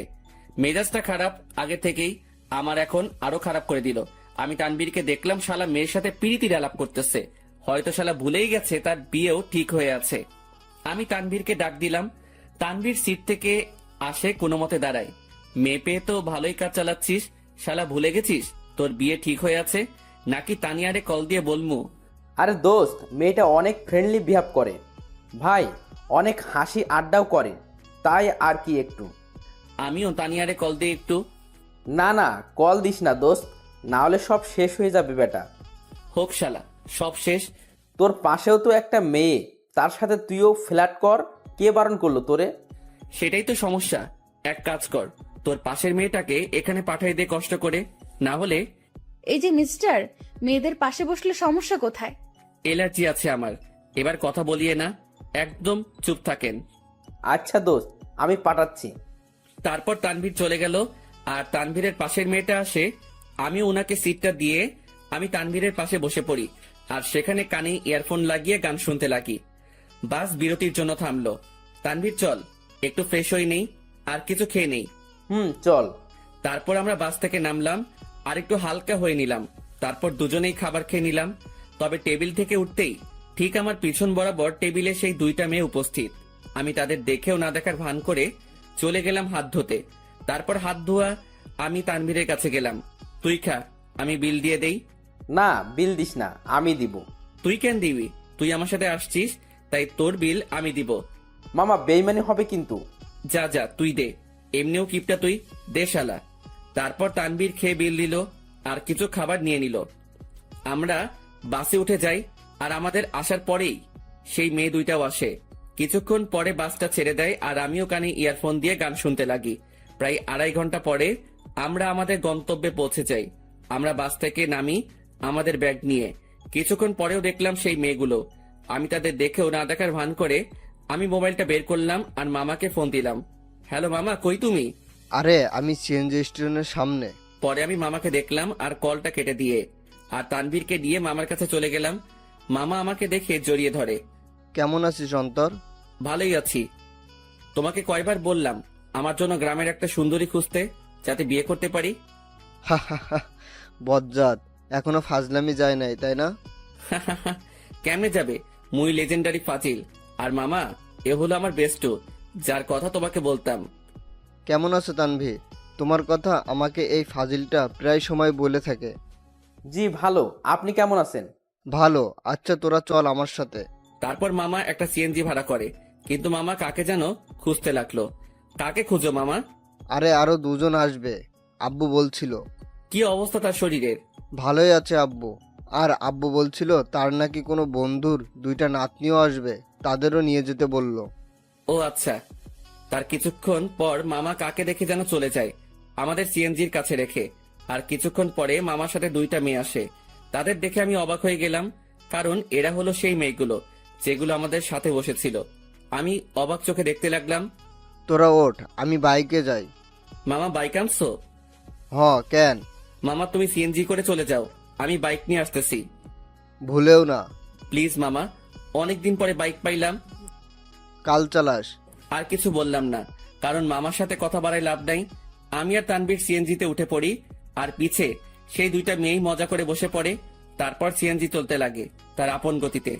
আমিও গ্রামের পরিবেশ উপভোগ করতে করতে যেতে লাগি। মামা তার বাইক নিয়ে চলে যায়। আমরা আমার নানার বাড়ি পৌঁছে যাই। আমি দেখলাম নানা ভাই দরজায় দাঁড়ায় আছে। আমি নানা ভাইয়ের কাছে গেলাম আর নানা ভাইকে সালাম করলাম। কিরে নানা ভাই, কেমন আছিস? তারপর নানা ভাই আমাকে জড়িয়ে ধরে। আমি তো ভালোই আছি, তবে তোমার খবর জিজ্ঞাসা করবো না, কারণ তোমাকে দেখে পাওয়ারফুল মানুষ মনে হচ্ছে। কি মনে করিস? আমার অনেক শক্তি বলেই তো 80 বছরে বেঁচে আছি। কিন্তু নানা ভাই, আমি তো শুনছি ভালো মানুষ তাড়াতাড়ি মরে, আর শয়তান নাকি অনেক বছর বাঁচে। চুপ বেটা, ভিতরে যা। আমারে ধমকায় লাভ নাই নানা ভাই। তারপর তানভীরকে আমার কাছে ডাক দিলাম। নানা ভাই, আমার বন্ধু তানভীর, ও আমার সাথে আসছে। আসসালামু আলাইকুম। ওয়ালাইকুম আসসালাম। আমার বজ্জাত নাতিটা আমাকে নানা ভাইকে ডাকে, তুমিও আমাকে নানা ভাই ডাকতে পারো। জি আচ্ছা।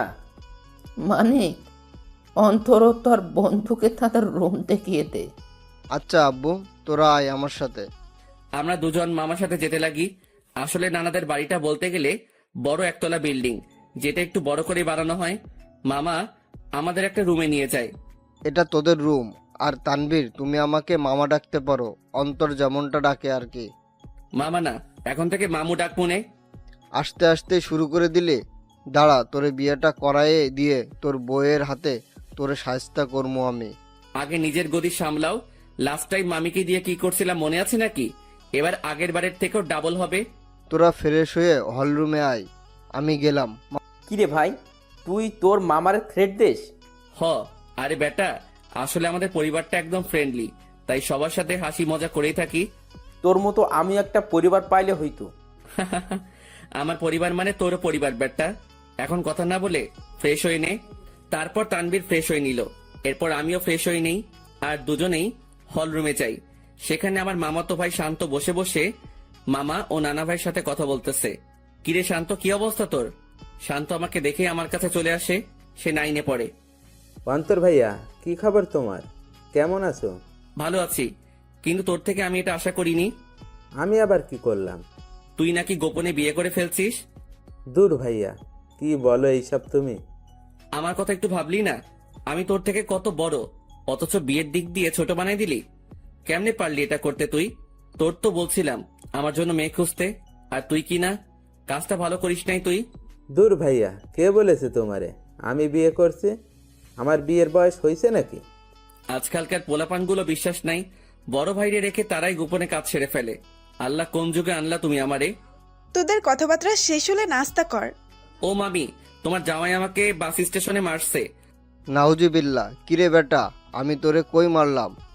এই, তুমি অন্তরের গায়ে হাত দিছো? অন্তর আসতে না আসতেই কি মামারে এভাবে মারবি নাকি?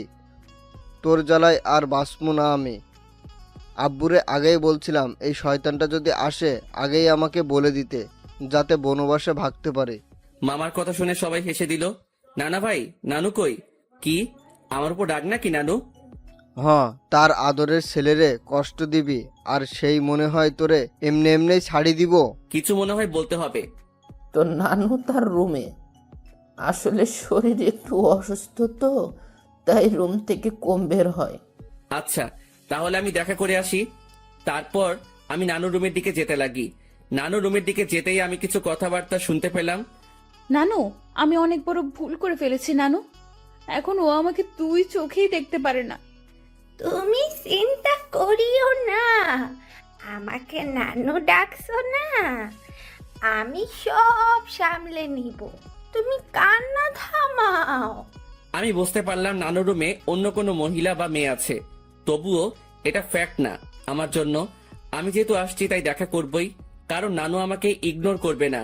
তার কাছে আমি আগে, বাকি সবাই পরে। নানু, দরজা খুলে চাই। আর দেখলাম নানু দরজা খুলে নানু আমাকে জড়িয়ে ধরে। কেমন আছো নানু? ভালো, তুই কেমন আছিস? আমি তো ভালোই। আয় ভিতরে আয়। আমি নানুর সাথে ভিতরে গেলাম। আমি ভিতরে যেতেই দেখলাম আমাদের সাথে বোরকা পরা যে দুইটা মেয়ে আসছিল তারা রুমে উপস্থিত। নানু ভাই, বয় তুই। বোরকা পরা দুটো মেয়ে বলল, আচ্ছা নানু, আমরা যাই, পরে কথা বলবো আপনার সাথে। ঠিক আছে, যাও, আর চিন্তা করিও না, আমি সামলে নেব, কান্না করিও না, কেমন? তারপর রুমে থাকা দুইটা মেয়েই চলে যায়। নানু মেয়েগুলোকে আর কান্নাকাটি করতেছিল কেন? আর বলিস না, একটু পারিবারিক সমস্যা, তাই আর কি। তো নানু ভাই, অবশেষে তোকে দেখলাম আমি, এবার শান্তিতেই মরতে পারবো আমি। নানু, কি উল্টাপাল্টা কথা বলো তুমি? এই সব বলা বাদ দাও তো। আচ্ছা নানু ভাই, বাদ দিলাম, এখন এটা বল, কেমন আছিস? আমি তো ভালোই আছি। তা তো দেখতেই পারতেছি, মনে অনেক কষ্ট নিয়ে সকলের সামনে ভালো আছিস দেখছি। মানে? কিছু না, বাদ দে। আমি নানুর সাথে নানুর রুমেই অনেকক্ষণ যাবত কথা বলি। অন্তর, একটা কথা শোন। জি নানু, বলো। মানুষ মাত্রই ভুল, তাই ভুল করবে, তাই বলে তাকে ক্ষমা করে দেওয়াই ভালো। কথাটা ঠিক বুঝলাম না নানু। আচ্ছা থাক, যা, রাত হইছে, খাবার খেয়ে নে। তুমি খাবা না? খাবো তো, তবে তোর মামি, আমি আর বাসায় আরো দুজন মেহমান আসছে, তাদের সাথে খাবো আর কি। আচ্ছা ঠিক আছে। তারপর আমি নানুর রুম থেকে চলে যাই আর হল রুমে যাই। সেখানে দেখি নানা ভাই, মামা ও তানভীর কথা বলতেছে। ভালোই তো, বহুত ভালো আলাপ চলতেছে মনে হয়। আমাকে দেখেই তারা হতাশ হয়ে যায়। বুঝলাম না কেন। আজব তো, এইভাবে কি দেখো? আমি কি ভূত নাকি? ভূতের চেয়ে কম নাকি তুই? এই মামু, মেজাজ খারাপ কইরো না, না হলে কিন্তু কি করবি তুই? গ্রামের একটা মাইয়ারে কিডন্যাপ করে বিয়ে করে চলে আসমো। আমার কথা শুনে সকলেই হাসতে লাগে, তবে আমিও উপর দিয়ে হাসতে লাগি, কিন্তু ভিতর দিয়ে থাক বাদ দেই এইসব। আমার জন্য কি অন্যদের হাসি ঠাট্টা বন্ধ করব নাকি? মামি আমাদের খাবারের জন্য ডাক দিল আর আমরাও চলে গেলাম খাবার খেতে। ভাই, শীতকাল, গায়ে আমার কোট আছে, তারপরেও একটু শীত লাগছে। রাতের খাবার খেয়ে নিলাম আমরা। আমিও চিন্তা করলাম রাতের বেলা একা একা হাঁটার। আমি আস্তে করে বাহিরের দিকে যেতে লাগি। কিরে, চোরের মতো কই যাস? যা শালা, ধরা খেয়ে গেলাম। না মানে একটু বাহিরে যাব মামা। অন্তর, বাইরে প্রচুর ঠান্ডা। অসুবিধা নাই, একটু যাই, চলে আসবো তো। ঠিক আছে যা, তবে দরজা লাগিয়ে দিবি। তুই দরজার কাছে আসলে আমাকে একটা কল দিস, আর তানবীরকে নিবি। না মামা, তানবীর এমনিও জার্নি করে আসছে, ক্লান্ত সে, তাই তাকে না নেওয়াই ভালো। আমি মামার সাথে কথা বলেই বাহিরে চলে আসি আর পকেট থেকে মাস্কটা বের করে পরে নেই আর কোটটাও মাথায় দিয়ে দেই। আমি হাঁটতে লাগলাম আর হাঁটতে হাঁটতে একটা দোকানের কাছে চলে গেলাম। আর সেখানে যেতেই মাথায় আসলো সিগারেটের কথা। মুখে মাস্ক আর হুডি, আর সেই অবস্থায় দোকানে চলে গেলাম। আরেক প্যাকেট ডার্বি নিয়ে নেই, সাথে ম্যাচও। সেটা নিয়েই আমিও চলে যাই এক নির্জন জায়গায়, মানে বলতে গেলে পুকুর পাড়। সেখানে পাড়ে বসার জায়গা আছে, আর আমিও সেখানে বসে পড়ি আর সিগারেট টানতে লাগি। সিগারেটের ধোঁয়ার আমি আমার কষ্টগুলোকে উড়িয়ে দিচ্ছি। একজনকে মনে প্রাণে খুব ভালোবাসছিলাম, যার প্রতিদান জুতার বাড়ি পাইছি। একেবারে ভালো মতেও শিক্ষা হয়েছে আমার, আর কোনো দিনও ভালোবাসার দিকে যাব না। একাই ঠিক আছি আমি, না কারো টেনশন, না কাউকে হারানোর ভয় আমার। আমি পুকুর পাড়ে বসে বসে 2টা সিগারেট খাইলাম। আসলে পরিবেশটা আমার খুব ভালো লাগতেছে, কারণ চাঁদ রাত, আবার পুকুর পাড়ে, সেখানে পরিবেশটা খুবই দারুণ লাগতেছিল আমার। কিছুক্ষণ সেখানে সময় কাটিয়ে আমি বাড়ি চলে গেলাম। বাড়ির কাছে যেতেই মামাকে কল দিলাম, আর মামাও দরজা খুলে দেয়। আর আমি আমার রুমে চলে যাই। দেখি তানভীর ঘুম। আমিও আমার মোবাইলটা চার্জ দিয়ে ব্যাগে সিগারেট ও ম্যাচ ঢুকিয়ে রাখি, আর গায়ে কম্বল দিয়ে ঘুম। সকালবেলা অন্তর ভাইয়া, এই ভাইয়া উঠো না কেন? সকাল হয়েছে তো ভাইয়া। আমিও উঠে পড়ি আর দেখলাম শান্ত আমাকে ডাকতে লাগলো। সকাল হয়েছে ভাইয়া, আম্মু নাস্তা রেডি করতেছে। তুই যা, আমি ফ্রেশ হয়ে আসতেছি। আর তানভীর কই? ভাইয়া তো আব্বু ও দাদুর সাথে কথা বলতেছে। তারপর শান্ত চলে গেল। আমিও উঠে পড়ি। হঠাৎই আমার জানালার দিকে চোখ গেল, আর সেখানে দেখে মনে হচ্ছিল কেউ আমাকে দেখতেছিল। আমিও চলে গেলাম ফ্রেশ হতে। ফ্রেশ হয়ে এসে দেখি মামা, তানভীর, নানা ভাই, মামি, নানু সবাই কথা বলতে ব্যস্ত। আমিও গেলাম। তারপর সকলে মিলে নাস্তা করে নিলাম। অন্তর, আমার বাইক নিয়ে তুই তানবীরকে নিয়ে ঘুরে আয়। ও তো এখানে নতুন, তাই একটু দেখাই আন। আচ্ছা। তারপর মামার থেকে বাইকের চাবি নিলাম আর বাইক নিয়ে দুজনেই ঘুরে আসলাম। আমরা যে গ্রামে থাকি সেখানে প্রায় সব জায়গায় চাষ করার জন্য মাঠ ও পুকুর, কিন্তু দুঃখের কথা আমি সাঁতার পারি না। কারণ আমি জীবনের 100 ভাগের 80 ভাগই শহরেই কাটাইছি। বাকি 20 ভাগের মধ্যে 7 ভাগ বলতে পারেন ট্যুরে গিয়ে, আর বাকি অংশ শহরেই। তবুও গ্রামটা ভালো করে চিনি। যতদিন গ্রামে ছিলাম ততদিন মামার সাথে গিয়ে গ্রামে ঘুরতাম। সকালবেলা আমি আর তানভীর অনেকক্ষণ ঘোরাঘুরি করলাম, আর দুপুরের দিকে আসলাম। বাইকটা রেখে বাড়িতে ঢুকলাম, আর দেখলাম নানা ভাই, নানু, মামা, মামি ও সেই 2টা মেয়েও আছে, আর তারা কথা বলতেছে। কিন্তু আজব ব্যাপার হলো, এরা বাড়িতেও হিজাব করে রাখছে। ঘোরা শেষ? মোটামুটি। আমি রুমে চলে যাই, কিন্তু বারবার সেই মেয়েগুলোর প্রতি কেন যে আকর্ষণ লাগতেছে কে জানে। তবে ইচ্ছা তো করতেছে হুজুরনিগুলোর চেহারা দেখতে, কিন্তু ডাইরেক্ট বলা তো মুসিবত। থাক, পরে সেটা ব্যবস্থা হবে আর কি। আমি রুমে গিয়ে ব্যাগ থেকে কিছু কাপড় বাহির করলাম, আর চিন্তা করলাম গোসল করব। কিন্তু মনে পড়লো এখানে তো পানির হিটার নাই যে ডাইরেক্ট বাথরুমে যাবো, সুইচটা ক্লিক করবো আর গরম পানি পামো। পড়লাম আরেক মুসিবতে। কেমনটা লাগে। ধুর, মামিকে বলবো গরম পানি করে দিতে। আমি যখনই রুম থেকে বের হব তার আগেই মামি উপস্থিত উইথ গরম পানি। এই না হলে আমার মামি আমার কখন কি লাগে তা তুমিও আম্মুর মতোই জেনে যাও। আমিও তো তোর আর এক আম্মু। এখন যা গোসল করতে, আমি পানি দিয়ে গেলাম। থ্যাংক ইউ মামি, আই লাভ ইউ বলতাম, কিন্তু মামা শুনলে হার্ট অ্যাটাক করবো। যা ফাজিল। মামি চলে গেল, আর আমিও মনের সুখে লুঙ্গি আর তোয়ালে নিয়ে চলে গেলাম গোসল করতে। গোসল শেষ করতেই আমিও রুমে আসলাম। লুঙ্গি পরা আছে, বলা যায় না কখন কোথায় খুলে যায়। জীবনে 2টা কখন কোথায় খুলবে তা কেউ বলতে পারে না। 1 হলো কপাল, 2 হলো লুঙ্গি। আমার মনে হলো কেউ আমাকে দেখতেছে। আমিও জানালার দিকে তাকালাম, কিন্তু কেউ নাই। ভাই, বলা যায় না কখন কে এসে দাঁড়ায় থাকে। তাই প্যান্ট আর টি শার্ট বাথরুমে চলে গেলাম, আর সেখান থেকে চেঞ্জ করে আসলাম। আমি রুম থেকে বের হতেই এক হুজুরনি আমার সামনে এসে পড়ে। আমিও এড়িয়ে চলে যেতে লাগি। আর বাহিরে বাড়ির আঙিনায় রোদের মধ্যে দাঁড়ায় অনেক ঠান্ডা লাগতেছিল ভাই।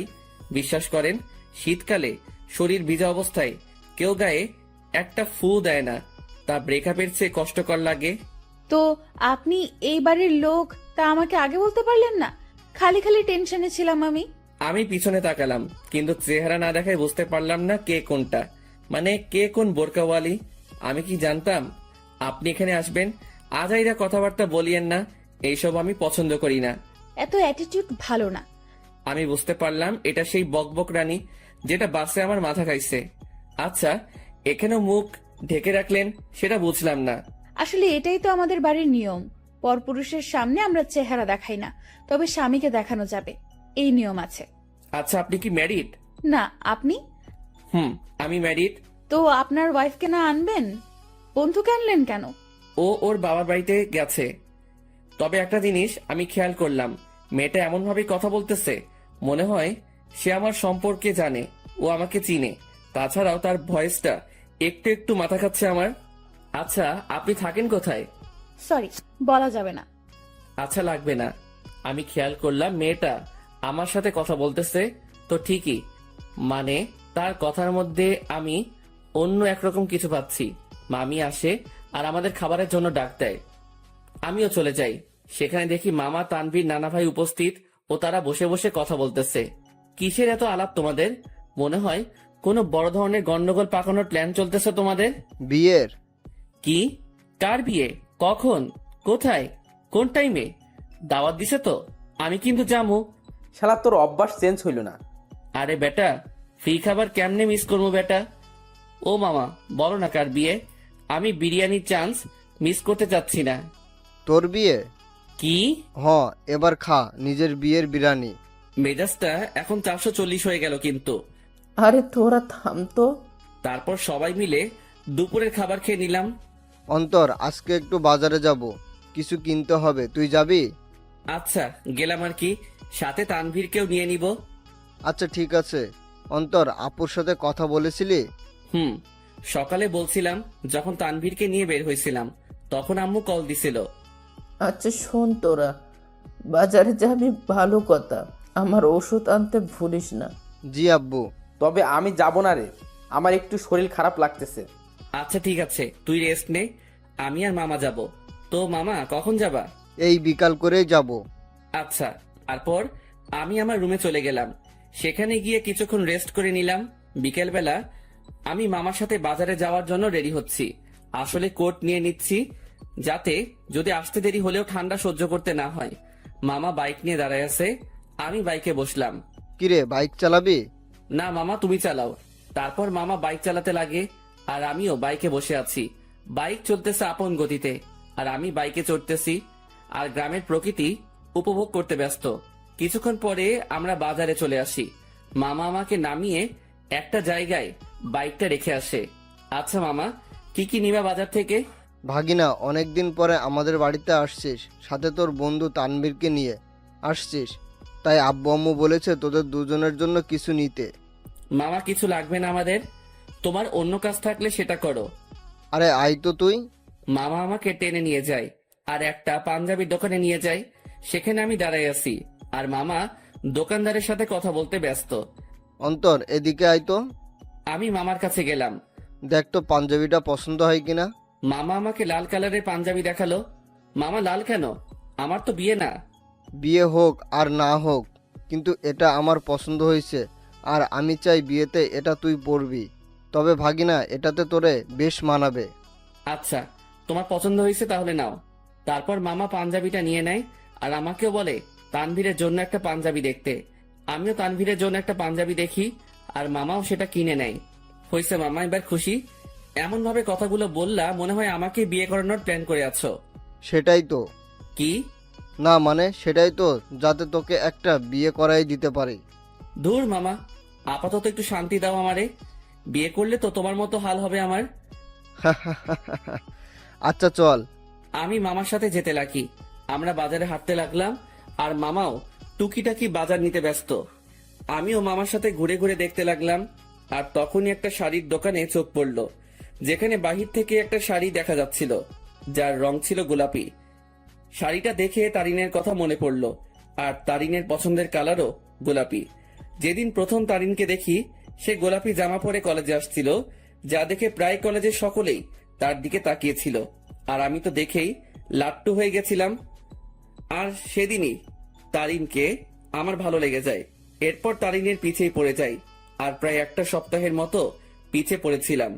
এরপর একদিন তানভীর শালা সাহস জাগিয়ে দেয় আর প্রপোজ করি, আর সেও সাথে সাথে অ্যাকসেপ্ট করে নেয় আর বলে নাকি সেও নাকি আমাকে পছন্দ করত, কিন্তু আমার রাগের জন্য আমার সামনেও আসতেও ভয় পেত।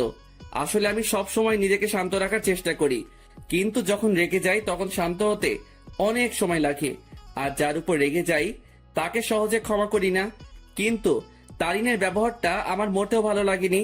আসলে আমি বুঝতে পারলাম তার মধ্যে আমার জন্য কোনো ভালোবাসাই ছিল না, জাস্ট ভালো লাগাই ছিল, যেটাকে আমি ভালোবাসা ভেবে বসেছিলাম। আর সেটাই আমার বড় ভুল ছিল। ভালোবাসা মানে একে অপরের প্রতি বিশ্বাস, ভরসা। কিন্তু তারিনের জন্য আমি তানিয়ার সাথে মিলে তারিনের বার্থডে সেলিব্রেশন করার জন্য প্ল্যান করলাম। কিন্তু তারিন মনে করে বসেছিল আমার আর তানিয়ার মধ্যে কোনো কিছু চলতেছে। যদি তারিন আমাকে বিন্দু মাত্র বিশ্বাস করত তাহলে সেটা কখনোই মাথায় আনত না। কিন্তু তারিনের মনে ভালোবাসা ছিল না, তাই সে আমাকে তানিয়ার সাথে মিশতে দেখে সন্দেহ করতে লাগলো। আমি মনে করেছিলাম তারিনকে তার বার্থডে পার্টির সারপ্রাইজ দিব, কিন্তু সেই আমাকে বড় ধরনের সারপ্রাইজ দিয়ে বসে আছে। তার জন্য আমি একটা সপ্তাহ শান্তিতে ঘুমাতে পারি নাই, কারণ আমি তারিনের জন্য তার পছন্দের জিনিসগুলো কিনতে আনতে ব্যস্ত। কারণ আমি তারিনকে খুশি দেখতে চাই। তার জন্য এত কিছুই করে শেষমেশ জুতার বাড়ি ও মিথ্যা অপবাদ পেলাম। সে না জেনেই আমাকে এভাবে আঘাত করলো। যদি তার মনে আমার জন্য বিন্দুমাত্র ভালোবাসা থাকতো তাহলে সে আমাকে সন্দেহ না করে আমার প্রতি বিশ্বাস রাখতো। কিন্তু সে থাক, যা হয়েছে ভালোই হয়েছে। আমিও উচিত শিক্ষা পেলাম আর বুঝতে পারলাম তারিন আমাকে কেমন ভালোবাসছিল। কিরে, কি ভাবছিস? কই কিছুই না। আচ্ছা, নানা ভাইয়ের ওষুধ নিছো? নিব, কিন্তু তোর চোখে পানি কেন? আরে চোখে বালি ঢুকছে, সেটার জন্য। আমার সাথে আয়। আমি মামার সাথে গেলাম আর মামা একটা কলের কাছে নিয়ে যায় আর আমিও মুখ ধুয়ে নেই। আসলে তারিনের কথা মনে করতে করতে ওই দিনের ঘটনাটাও মনে পড়ে গেল আমার, তাই চোখেও পানি চলে আসে। সেদিন তারিন আমাকে যেভাবে মারলো আমি বুঝতে পারলাম সে কতটা ঘৃণা করে আমাকে। সে সত্যি না জেনেই আমাকে আঘাত করলো, যা থেকে বোঝা যায় তারিনের ভালোবাসা কত দূর। চল বাড়ি যাব, বাজার শেষ। নানা ভাইয়ের ওষুধ নাও। মামা চলে গেল ওষুধ নিতে আর আমাকে বাজারের ব্যাগ ও পাঞ্জাবির প্যাকেটগুলো দিয়ে গেল। আমিও সেগুলো নিয়ে বাইকের কাছে চলে গেলাম। আজ তারিনের কথা মনে পড়তে লাগলো, কিন্তু তাকে এখন আমি ঘৃণা করি। তার ভালোবাসার রূপ দেখলাম ভালো করেই। জানি না কোথায় আছে সে, কি করতেছে। দূর, এর কথা কেন ভাবতে লাগলাম? সে যেখানে থাক ভালো থাক, মোট কথা আমার থেকে দূরে থাকলেই ভালো। আমার আশেপাশেও যাতে এই মেয়েটাকে যেন না দেখি আমি। মামা ওষুধ নিয়ে আসে, তারপর মামা বাইক নেয় আর আমিও বসে পড়ি ব্যাগ নিয়ে। তারপর আমরা বাড়ি ফিরি। আমি ব্যাগগুলো ডাইনিং টেবিলে রেখে আমার রুমে চলে যাই। সেখানে বসে বসে আমিও মোবাইল নিয়ে ব্যস্ত, কিন্তু তানভীর রুমে ছিল না। শালা ঠান্ডার মধ্যে গেল কই? কিছুক্ষণ পরে মামি আসে আর নাস্তার জন্য যেতে বলে। আমিও মোবাইল চার্জে লাগিয়ে নাস্তা করতে চলে যাই। দেখলাম তানভীর উপস্থিত আর সে মামা ও নানা ভাইয়ের সাথে কথা বলতেছে। কিরে তানভীর, কই ছিলি তুই? আরে এমনি একটু বের হলাম আর কি। তারপর নাস্তা করি আর রুমে চলে যাই। সেখানে তানভীরও আসে। তোর নাম্বার বন্ধ কেন? কি বলিস, নাম্বার বন্ধ? কোনটা? কেন, শেষে 86 ওইটা? ও ওইটা? ওইটা তো নষ্ট হয়ে গেছে। নষ্ট হইছে নাকি তুই নষ্ট করছিস? আমি করছি। কেন, তোর কাছে আমার শেষে 68 ওয়ালা নাম্বারটা নাই? আছে তো। সেটাতে কল দিলে পাবি। আচ্ছা, তানিয়ার সাথে কথা হয়েছে তোর? আরে আরেকটু আগেও তো কথা বলে আসলাম তার সাথে। কি? আরে ফোনে কথা বললাম আর কি। তুই কি মনে করছিস তানিয়া এখানে আর আমিও তার সাথে ঘুরে ঘুরে কথা বলতেছি? আমি তো এটা মনে করি নাই। তুই এই কথাটা বললি কেন?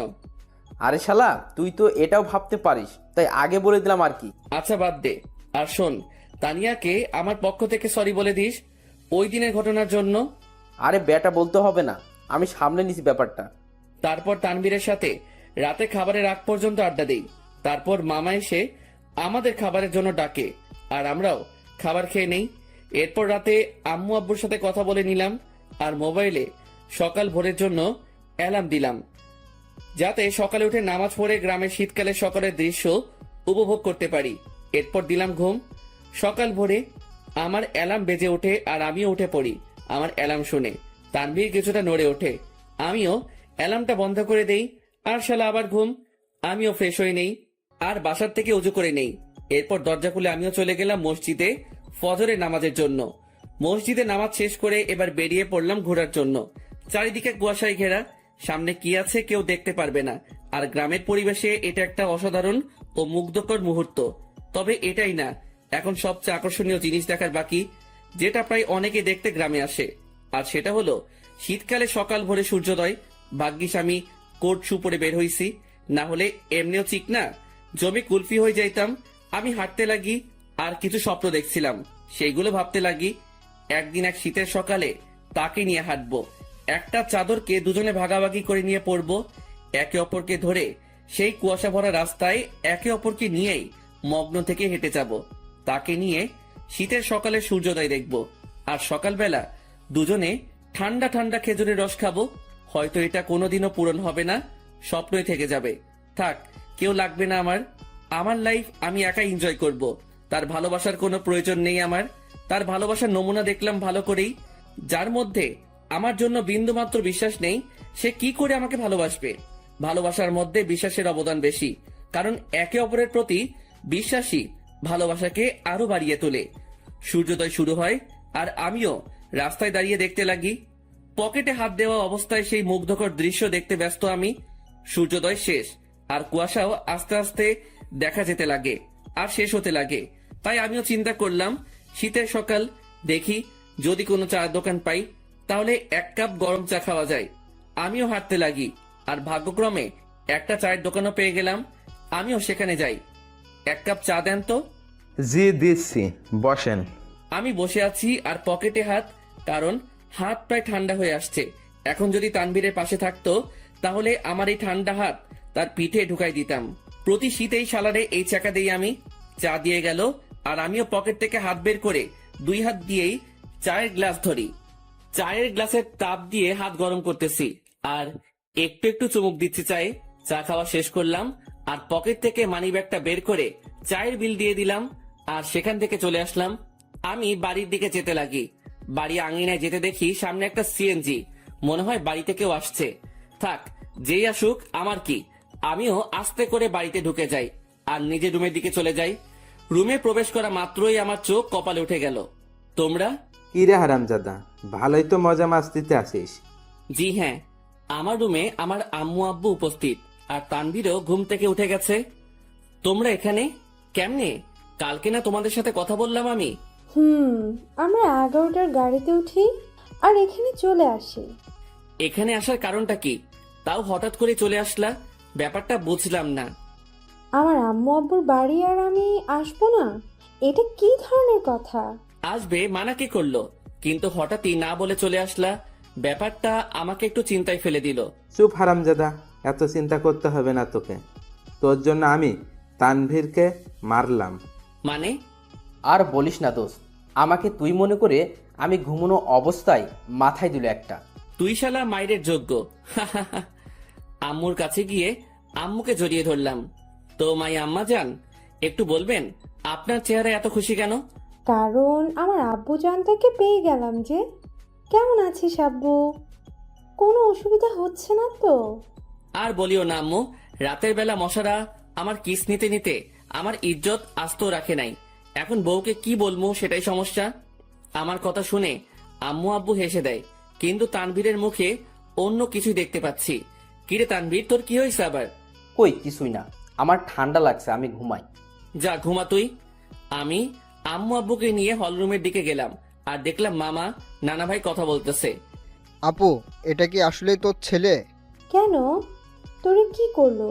আর বলিস না আপু, আসতে না আসতেই আমার জীবনের অর্ধেক আগেই টানা টানা করেছে, আর এখন বাকিটুকু করতেছে আর কি। এই মামা, মেজাজ গরম করিও না, না হলে যে একেবারে জায়গা বরাবর বাস দিমো। আল্লাহ কি দেখে তোরে বানাইছে বুঝি না, একবারে ফাজিল, এর বাপ তুই। আজ আছি তো তাই এইসব বলতেছো, একদিন এই ফাজিলটা থাকবে না, সেদিন মিস করলেও লাভ হবে না মামু। প্রথম কথা, তুই ফাজিল না, শয়তানের নানা, আর শয়তান মরে না, বুঝছস? ওকে দেখা যাবে। মামা ভাগিনার ঝগড়া শেষ হয়েছে? হয় নাই, আরো বাকি আছে। মামু, মেজাজটা কিন্তু 440 করছো। কোন সময় কোন অঘটন ঘটাই দেই আর তোমারে ফাঁসাই দিমো কিন্তু। কেন, কি করবি তুই? বেশি কিছু না, গ্রামে কোনো এক আন্টিকে টাকা দিয়ে ভাড়া করে আনবো। কেন, গ্রামের মহিলা এনে কি করবি? বেশি কিছু না, তারে বলবো তোমার জিএফ হিসেবে নিজেকে পরিচয় দিতে, বাকিটা মামি সামলাবে আর কি।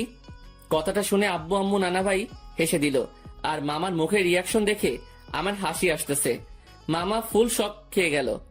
ওরে খোদারে, আমার জীবন শেষ করার জন্যই জন্মাইছে। হারামজাদা বজ্জাত, কি জিনিস রে তুই? এই আপু, এটা কি আসলে তোর ছেলে? আমার সন্দেহ হচ্ছে, এটাকে মনে হয় ভুল করে নিয়ে নিচ্ছিস তুই। আম্মু আব্বু হাসতেছে কারণ তারা ভালো করেই জানে মামা ভাগিনার কাণ্ড। এভাবে কিছুক্ষণ মজা করে রুমে চলে যাই। সকালে নাস্তার সময় আমরা সকলে একত্রে হই। আমি, আব্বু, মামা, নানা ভাই, শান্ত, তানভীর, আমরা সকলে নাস্তা করে নিলাম। অন্তর, তুই এমন কেন? আমি আবার কি করলাম? বাবা রে, তুই কি আমাদের কিছুই মনে করিস না? আরে কি হইছে? কান্না করতেছো কেন? সমস্যা কি একটু বলো তো? কি করলাম আমি?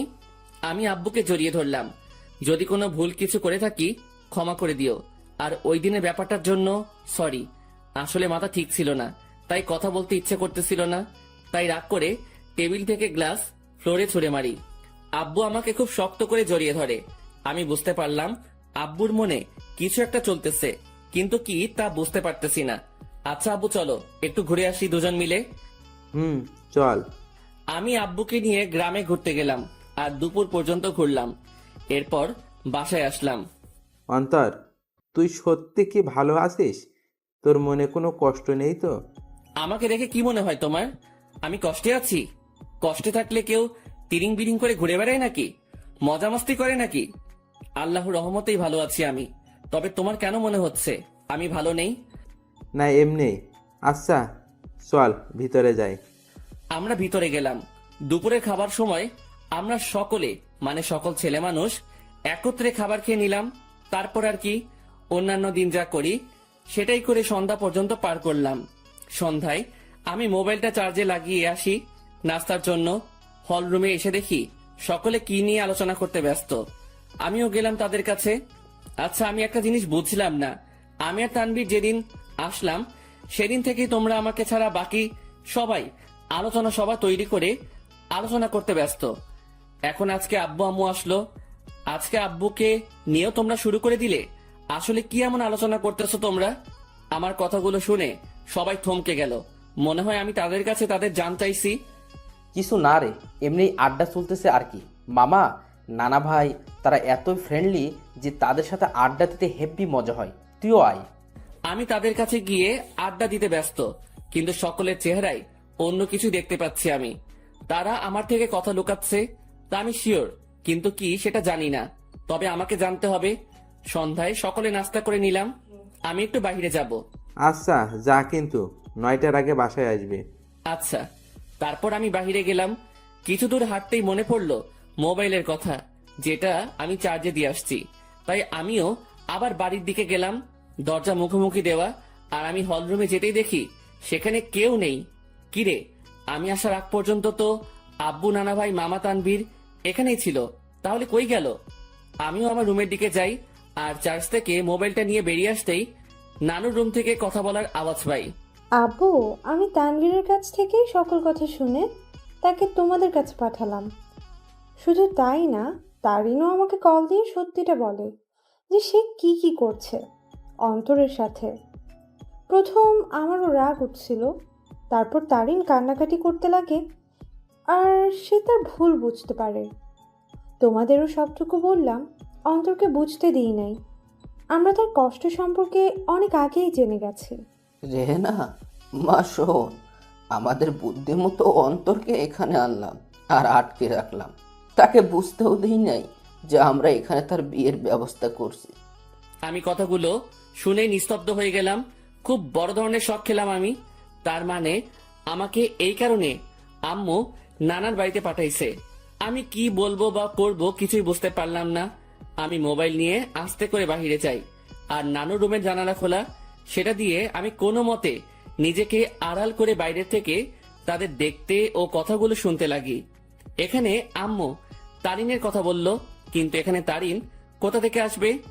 আর তখনই দুইটা মেয়েকে দেখলাম। মেয়েগুলো আর কেউ না, সেই মেয়ে যেগুলো আমাদের সাথে আমাদের বাড়িতে আসছে। তাদের চেহারায় এখনো পর্দা করা, তবে তারা তাদের পর্দা খুলতে লাগে। তাদের পর্দা খোলা শেষ, কিন্তু আমি তাদের পিছনের অংশটুকুই দেখতে লাগলাম। এরপর তারা দুজনেই ঘুরতেই সেই লেভেলের শখ খেয়ে গেলাম আমি, কারণ আমি তাদের চেহারা দেখলাম। যে মেয়েটা আমার মাথা খাইছে সেটা আর কেউ না, তারিন। আর তার পাশের মেয়েটা হচ্ছে তানিয়া। কি ধোকা দিল রে দুইটাই! ভাই রে ভাই, কি জিনিস এরা!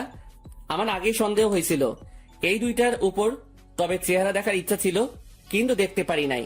আন্টি দেখুন, আপনার কথা মতো আমিও এই দুজনকেই নিয়ে আসি আমাদের সাথে, আর অন্তরকে বুঝতেও দিই নাই এই দুই বোরকাওয়ালি আর কেউ না, তানিয়া ও তারিন। কিন্তু আন্টি, আপনি হয়তো এই মেয়েটাকে মাফ করতে পারেন, কিন্তু আমি কোনোদিনও মাফ করব না। এই মেয়েটা আমার বন্ধুটার মনে গুরুতরভাবে আঘাত করেছে, আর আমি চাই না এই মেয়েটা অন্তরের জীবনে আর আসুক। কিন্তু আপনার কথা রাখার জন্য আমি একে আমাদের সাথে নিয়ে আসি। শালা তানভীরও আমার সাথে 2 নাম্বারই করলো। সে আমাকে গোপনে হলেও তো আমাকে বলতে পারতো, কিন্তু শালাও বেইমানি করলো। তানভীর প্লিজ, আল্লাহর দোহাই লাগে, আমাকে মাফ করে দাও। আমি সত্যিই অজান্তে এমনটা করছি। আমি অন্তরকে হারাইতে চাই না, প্লিজ আমার অন্তরকে ফিরিয়ে দাও। কথা দিচ্ছি আর এমন হবে না, কোনোদিনও না। এই, তুমি এভাবে কথা বলতেছো কেন? তারিন তো তার ভুল বুঝতে পারছে, তাহলে কেন ওকে কথা শোনাচ্ছ তুমি?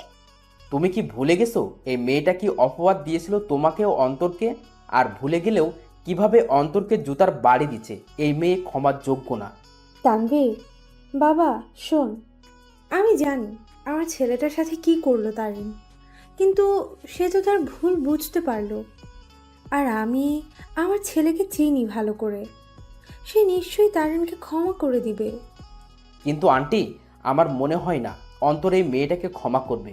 আমি অন্তরকে ভালো করে চিনি, কারণ অন্তরের সাথে কেউ শত্রুতামি করলেও অন্তর ক্ষমা করে দিতে পারে, কিন্তু এই মেয়েটা অন্তরের মন ভাঙছে। তাই তো বাবা, আমরা অন্তর ও তারিনের বিয়ের ব্যবস্থা করেছি, যাতে বিয়ের পর অন্তর তারিনকে বুঝতে পারে আর ক্ষমাও করে দেয়। আর এই জন্যই আগামীকালেই অন্তর ও তারিনের বিয়ে দিব আমরা সকলে মিলে। তানভীর, আমি অন্তরকে না পেয়ে মরেই যাব। দেখো তানভীর, আমি জানি আমি অনেক বড় ভুল করছি, কিন্তু বিশ্বাস করো অন্তরকে আমি নিজের থেকেও বেশি ভালোবাসি। তানভীর, আমি তোমার পায়ে পড়ি, একমাত্র তুই পারিস অন্তরকে আমার করে দিতে। এই মেয়ে দূরে থাক আমার থেকে। আর আন্টি আঙ্কেল যেহেতু আপনার অন্তরকে না জানিয়ে অন্তরের বিয়ের ব্যবস্থা করছেন, যদি অন্তর জানতে পারে যে আপনাদের প্ল্যানে আমি জড়িত, তাহলে অন্তর আমাকে কখনোই ক্ষমা করবে না। তাই আপনারাও কেউ বলিয়েন না যে আমি আপনার সাথে ছিলাম। কিন্তু তানভীর, আমি তো সত্যিটা জেনেই গেছি। আর কথা রইল বিয়ের, সেটা তখনই হবে যখন আমি এখানে থাকবো। তার আগেই আমি এখান থেকে কেটে পড়বো। ঠিক আছে বাবা, আমরা এটা বলবো না যে তুমি সব জানতে। আমরা ব্যাপারটা লুকাবো অন্তর থেকে। এবার আমার সামনে সকল সত্য চলে আসলো। বাহ, ভালোই তো প্ল্যান করছে। আর কি বললো তারিন? সে আমাকে ভালোবাসে, তাই না? আর ভালোবাসা লাগবে না, বিয়ে তো দূরে থাক, তার চেহারাও দেখতে আমি ইচ্ছুক নই। আমিও চলে গেলাম। কোনো মতে রাত 8টা পর্যন্ত বাইরে কাটালাম। আমি বাড়ি আসলাম আর দেখলাম তারা কথা বলতেছে। আমি তো এখন জেনেই গেছি তাদের কি নিয়ে আলোচনা হতো এতদিন। তারা আমার থেকে কথা লুকাইছে, এবার আমিও তাদের বুঝতে দিব না আমিও তাদের গোপন কথাটা জেনে গেছি। সকলে মিলে রাতের খাবারটা খেয়ে নিলাম। তবে আমি চুপচাপ ভাবে থাকি আর তাদের বুঝতে দেই না আমার মনে কি চলতেছে। আমি কারোর সাথে কোনো কথা না বলে চলে যাই রুমে। কিরে, কি করিস? কিছু না। কিরে, এভাবে চুপচাপ আসিস কেন? আমার ঘুম আসতেছে। Bye, good night. আমি কম্বলটা গায়ের উপর দিয়ে শুয়ে পড়ি। রাত প্রায় 12টা বাজে। তানভীর ঘুমায়, কিন্তু আমি ঘুমাইনি, কারণ আমি চলে যাব এখান থেকে। কাউকে বলেও যাব না। আমিও উঠে আমার ব্যাগ গুছিয়ে নিয়ে রেডি হয়ে আস্তে করে ব্যাগ নিয়ে রুম থেকে বেরিয়ে পড়ি আর আস্তে করে দরজা খুলে বাসার বাইরে চলে যাই। আমাদের বাড়ি থেকে বাস স্টেশন প্রায় হেঁটে গেলে 15 মিনিটের রাস্তা, আর আমিও ব্যাগ নিয়ে হাঁটতে লাগি। বাস স্টেশন প্রায় হেঁটে গেলে 15 মিনিটের রাস্তা, আর আমিও ব্যাগ নিয়ে হাঁটতে লাগি। আমি কোনো মতে বাস স্টেশনে পৌঁছে যাই। সেখানে গিয়ে মামা তানভীরকে SMS করে দেই যে আমি চলে যাচ্ছি, আমার জন্য চিন্তা না করতে। ব্যাস, মেসেজ দিয়ে মোবাইলটা অফ করে দেই আর বাস স্টেশনে বসে আছি। আজ আমি আমার আপন মানুষগুলো থেকে দূরে চলে যাব, তবে জানি না কোথায় যাব আমি। তবে আপাতত আমি আমার এলাকার দিকেই যাব, এরপর না হয় অন্য কোনো কিছু ভাববো আমি। ভাগ্যক্রমে একটা বাস আসে আর আমি উঠে পড়ি। আমি বাসের মধ্যে ড্রাইভারের পিছনের সিটে বসি। সেখানে টিকিট বাকি ছিল, তাই আমিও নিয়ে নেই। মোট কথা, তাদের থেকে দূরে চলে যেতে চাই আমি। আর তারিন, যে কিনা আমাকে অনেক কষ্ট দিল, সে আমার আম্মু আব্বুকে ভালোই পটাতে পারলেও সে কোনো দিনও আমাকে পাবে না, কারণ সে আমার মনে গুরুতরভাবে আঘাত করলো, যা সহজেই মিটবে না।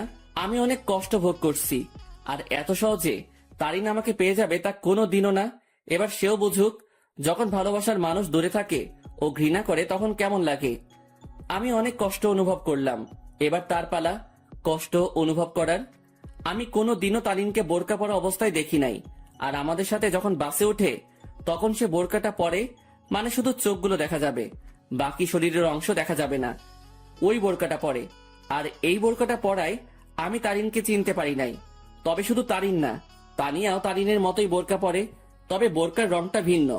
তারিন পরছিল কালো, আর তানিয়া পরছিল একটু নেভি ব্লু বোরকা। মেয়েটা ভালোই বুদ্ধি খাটাইছে, মানতেই হবে। সে আমার সামনে না এসে আম্মু আব্বুকে ভালোভাবেই পটাইছে ও তাদেরকে ভালোভাবেই আয়ত্ত করলো, কিন্তু কোনো লাভ হয়নি। কি করে ভাবলো এত সহজে আমাকে পেয়ে যাবে? আমাকে যতটুকু কষ্ট দিল তাকেও সেটা অনুভব করতে হবে। এরপর না হয় দেখা যাবে। প্রায় 2 ঘন্টা বাস চলতেছে, কিন্তু চোখে কোনো ঘুম নেই আমার। থাকবেই বা কি করে? যে দেখলাম ও শুনলাম আমি যদি আজ সেখান থেকে না চলে আসতাম তাহলে তারা আমাকে জোর করে হলেও তারিনের সাথে বিয়ে দিত। কিন্তু আমি কোনো দিনও এই মেয়েকে এত সহজে মেনে নিব না। একবার এই মেয়েটা আমাকে সন্দেহ করে ও অবিশ্বাস করে, আমাকে অনেক অপমান করলো, আর জুতার বাড়িও দিল। আর আজ যদি মেয়েটাকে আমি বিয়ে করি তাহলে আমার অপমানের কি হবে? আমার মনে যে আঘাত করলো তার কি হবে? আর তাছাড়াও এরপর সে যদি অন্য কোনো কাহিনী করে বসে বা আমার পরিবার থেকে আমাকে আলাদা করতে চায় তাহলে না, এই মেয়ে ভালোবাসার যোগ্য নয়।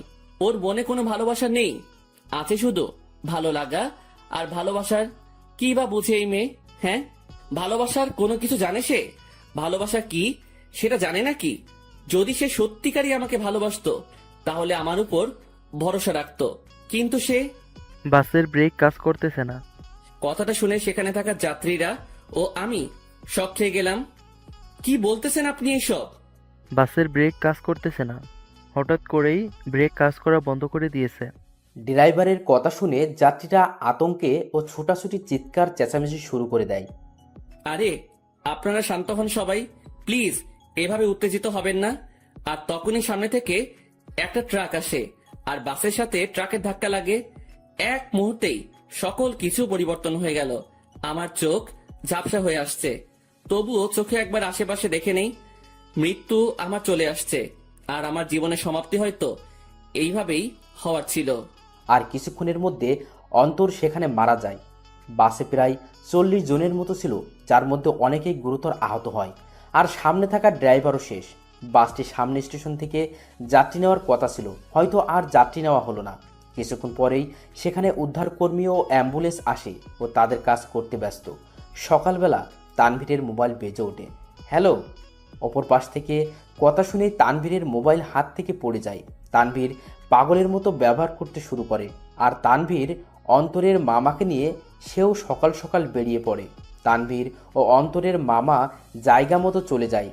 তাকে একজন পুলিশ ফোন দেয় আর ঠিকানাটাও দেয়, আর বলে সেখানে চলে আসতে, আর তানভীরও সেখানে চলে যায়। তানভীর, কি হয়েছে? তুই এখানে আনলি কেন? তানভীর চুপ হয়ে আছে। জি, আপনার নাম কি তানভীর? জি। আসুন আমার সাথে।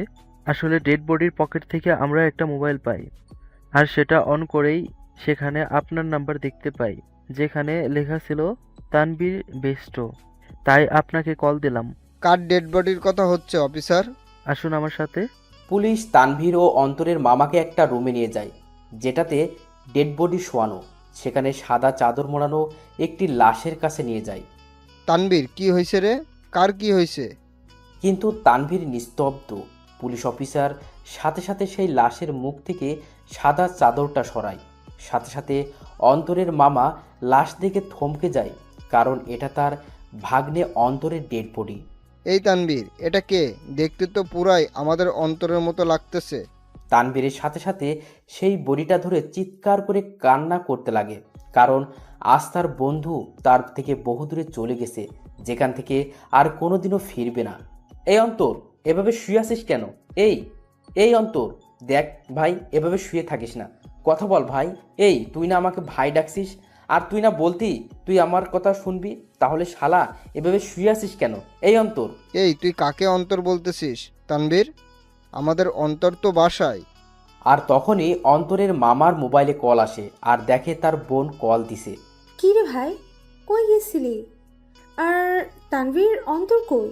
অন্তরের মামা এই কথাটা শুনে থমকে যায়, কারণ বলল অন্তর ওর বাড়িতে নেই। সাথে সাথে কল কেটে দেয় আর স্ক্রিনের দিকে তাকায়। সেখানে অন্তরের একটা মেসেজ দেখে, সেও সেটা দেখতে লাগে। সেখানে লেখা ছিল, মামা, আমি তোমাদের মনের গোপনের তথ্যটা জেনে গেছি, কিন্তু তোমরা আমার মনের অবস্থা জানো না। আপাতত আমি এই সব থেকে নিজেকে বিরত রাখতে চাই, কিন্তু বাড়িতে থাকলে আমি শিওর তোমার আমাকে বিয়ে দিয়েই ছাড়বা, তাই বাধ্য হয়ে আমাকে চলে যাইতেই হইতেছে।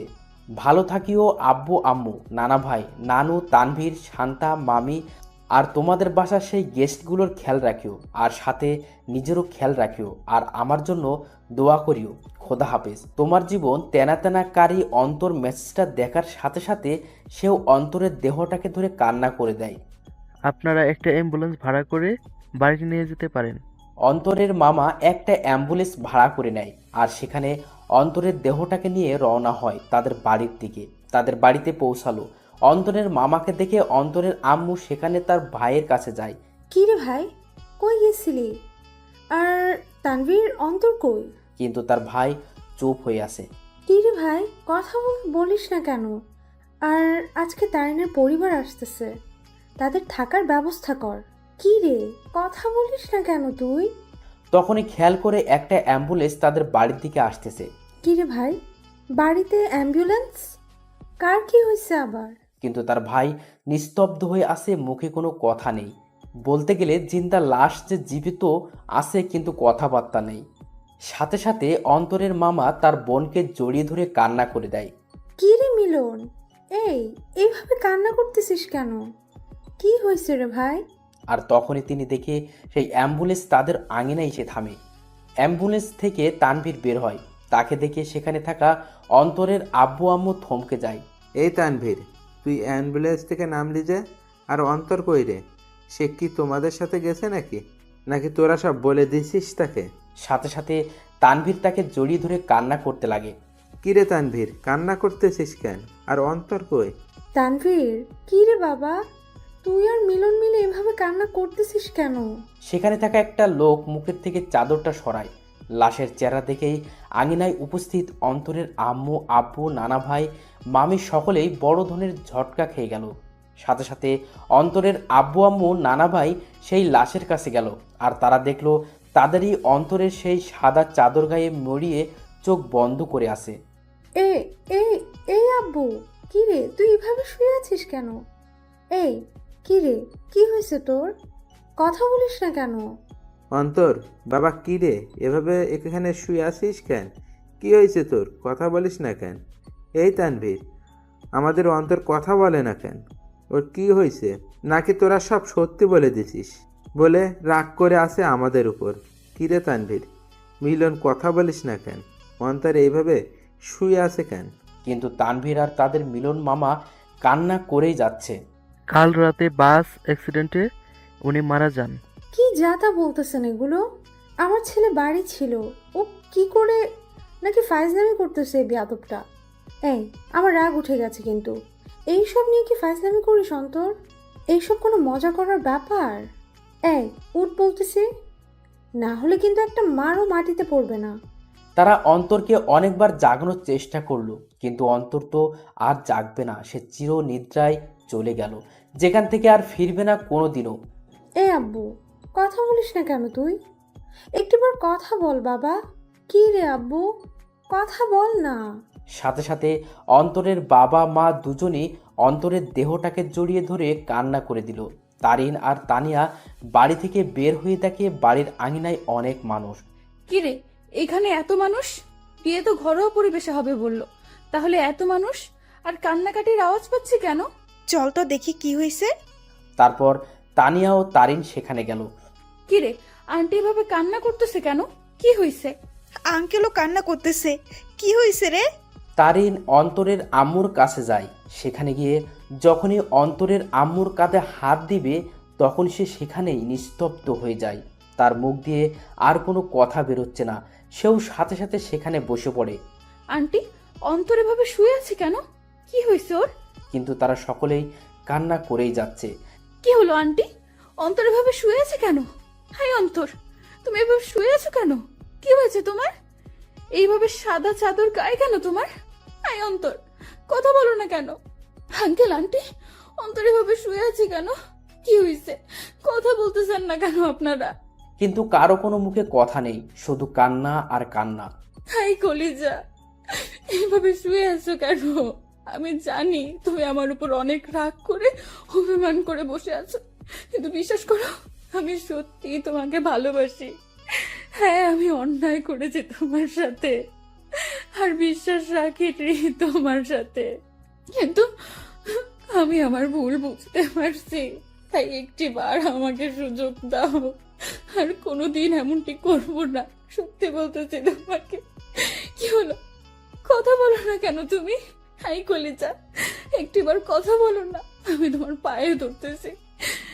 এই আর একটিবার সুযোগ দাও আমাকে, দোহাই লাগে তোমার। এইভাবে চুপ থেকো না প্লিজ। দেখো, আমার কিন্তু ভয় লাগতেছে। আর তুমি এইভাবে চুপচাপ শুয়ে আছো কেন? কথা বলো না। দেখো, এভাবে চুপচাপ থেকো না। আমার আর এমন ভুল আমি করবো না, সবসময় তোমার প্রতি বিশ্বাস রাখবো।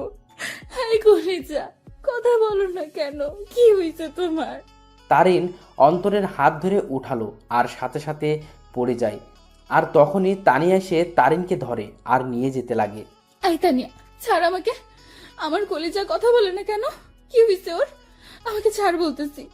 তারিন, অন্তর আর কথা বলবে না রে। সে আর কোনো দিনও আমাদের সাথে কথা বলবে না, হাসি ঠাট্টাও করবে না। সে আমাদের একা করে দিল রে। রাগ তো আমার সাথে করলো, তাহলে তোরা একা কি করে হবি? আর দেখি, ছাড় আমাকে, আমি ওর কাছে যাব। ওইখানে শুয়ে আছে আমার উপর রাগ করে, আর আমার সাথে কথাও বলে নাই রাগ করে। দেখি, ছাড় আমাকে, আমি ওকে মানিয়ে নিব। দেখবি, ও আমার সাথে কথা বলবে। ছাড় বলতেছি আমাকে। তারিন সেখানেই পাগলামো শুরু করে দেয়। সে কোনো মতেই বিশ্বাস করতে পারছে না তার অন্তর শুধু তাকেই না, সকলকে ছেড়ে চলে গেল ওপারে, যেখান থেকে আর কোনোদিনও ফিরবে না। তারিন পাগলামো করতে করতে জ্ঞান হারিয়ে ফেলে আর তাকে ঘরের ভিতরে নিয়ে যাওয়া হয়। দুপুরবেলা জানাজা পড়িয়ে অন্তরকে নিয়ে যেতে লাগে তার চিরস্থায়ী স্থানে। আজ এক আব্বুর কাঁধে তার ছেলের লাশ, এক বন্ধুর কাছে তার ভাইস্বরূপ বন্ধুটির লাশ হয়ে শুয়ে আছে, আর এক হতভাগা মামা যার সাথে হাসি মজা করে বেড়ানো ভাগ্নেটার লাশের খাট বহি করে নিয়ে যাচ্ছে তার চিরস্থায়ী স্থানে। অন্তরকে কবরে শোয়ানো হয়, তাকে মাটি দেওয়া হয়। আজ সেই কবরে দাফন হয়ে গেল কারো ছেলে, কারো ভাগ্নে, কারো প্রিয় বন্ধু আর কারো ভালোবাসা। সকলকেই সেখানে অন্তরের জন্য দোয়া করে চলে যায়। তবে সেখানে বসে বসে তিনজন হতভাগা মানসিক কান্নায় ভেঙে পড়ে বসে আছে। আজ অন্তরের মামা ভাবতে লাগে সেই দিনগুলো যখনই অন্তর তাকে জ্বালিয়ে বেড়াতো, কিন্তু আজ থেকে সেই মামাকে আর কেউ জ্বালাবে না। আজ এক বন্ধু তার সুখ দুঃখ ভাগ করা বন্ধুকে হারিয়ে ফেললো। আজ একজন বাবা তার শাসন করা ছেলেটাকে হারিয়ে বসে আছে। সব সময় অন্তরকে বকা দিয়ে বেড়াতো, কিন্তু আজ থেকে সেই বকাগুলো আর কাউকে দিতে পারবে না। অন্যদিকে তারিনের জ্ঞান ফিরে, সে দেখে অন্তরের আম্মু কান্না করতেছে আর তানিয়া তাকে সামলাতে সামলাতে কান্না করতে লাগলো। এই, তোমরা সকলে কান্না করতেছো কেন? আজকে না আমার আর অন্তরের বিয়ে, আর বিয়েতে তো মেয়েরা কান্না করে। তাহলে তোমরা ছেলের মা, ছেলের বান্ধবী হয়ে কান্না করতেছো কেন? আরে যাও, তাড়াতাড়ি আমাকে রেডি হতে হবে। এই তানিয়া, তাড়াতাড়ি আমাকে রেডি করে দে, কাজী সাহেব চলে আসবে যে কোনো সময়। আর অন্তর রেডি হইছে, দেখ না। আর শোন, তানভীরকে বল না অন্তরকে রেডি হওয়া অবস্থায় একটু ছবি দিতে, আমি একটু দেখবো আমার কলেজাটাকে। তানভীরকে বল না অন্তরের ছবি দিতে, আমাকে রেডি করে দে। আমি শাড়ির আঁচল সামলাতে পারি না, কিন্তু ও বলছিল শাড়িতে নাকি আমাকে দারুণ মানাবে, আমি ওর জন্য শাড়ি পরবো। তারিন, কি হয়েছে? আর আন্টি, সরি আম্মু, একটু রেডি করে দাও না, কাজী সাহেব চলে আসবে তো, আমাকে আবার অন্তরকে মানাতে হবে। তারিন সেখানে পাগলের মতো ব্যবহার করতে লাগলো। তারিনকে অনেকবার বোঝানোর চেষ্টা করা হলো অন্তর অনেক দূরে চলে গেছে, কিন্তু সে তা কোনো মতেই মানছে না। তারা বুঝতে পারলো অন্তরের অকাল মৃত্যু তারুণের মাথার এফেক্ট করেছে, তাইও সে পাগলের মতো আচরণ করতে লাগলো। তারিনের পরিবারও আসে, সবাই মিলে তারিনকে সামলানোর চেষ্টা করে, কিন্তু তারিনের মুখে একটা শব্দ, অন্তর। কিন্তু সে আর কোনোদিনও ফিরবে না। এভাবেই সমাপ্তি ঘটল এক অসমাপ্ত ভালোবাসার। একটি সন্ধ্যের জন্য একটি ভালোবাসা অপূর্ণ রয়ে গেল, শুধু থেকে গেল ভালোবাসার কিছু স্মৃতি ও অনুভূতি। ভালোবাসার মধ্যে সবচেয়ে গুরুত্বপূর্ণ হলো বিশ্বাস। একে অপরের প্রতি বিশ্বাস যত মজবুত থাকবে, ভালোবাসাও তত শক্ত হবে। সন্ধ্যের জন্য একটি ভালোবাসা সম্পূর্ণ শেষ হয়ে যায়, তবে বর্তমানে ভালোবাসার মানুষগুলোও অনেক আজব, কারণ আমরা ভুল মানুষের উপর বিশ্বাস করে ফেলি আর সঠিক মানুষকে সন্দেহ করে বসি। তাই ভালো যেহেতু বাসবেন, তার আগেই সেই ব্যক্তিটার সম্পর্কে একটু ধারণা নিয়েই তবেই ভালোবাসিয়েন আর ভালোবাসার প্রতি ভরসা রাখবেন।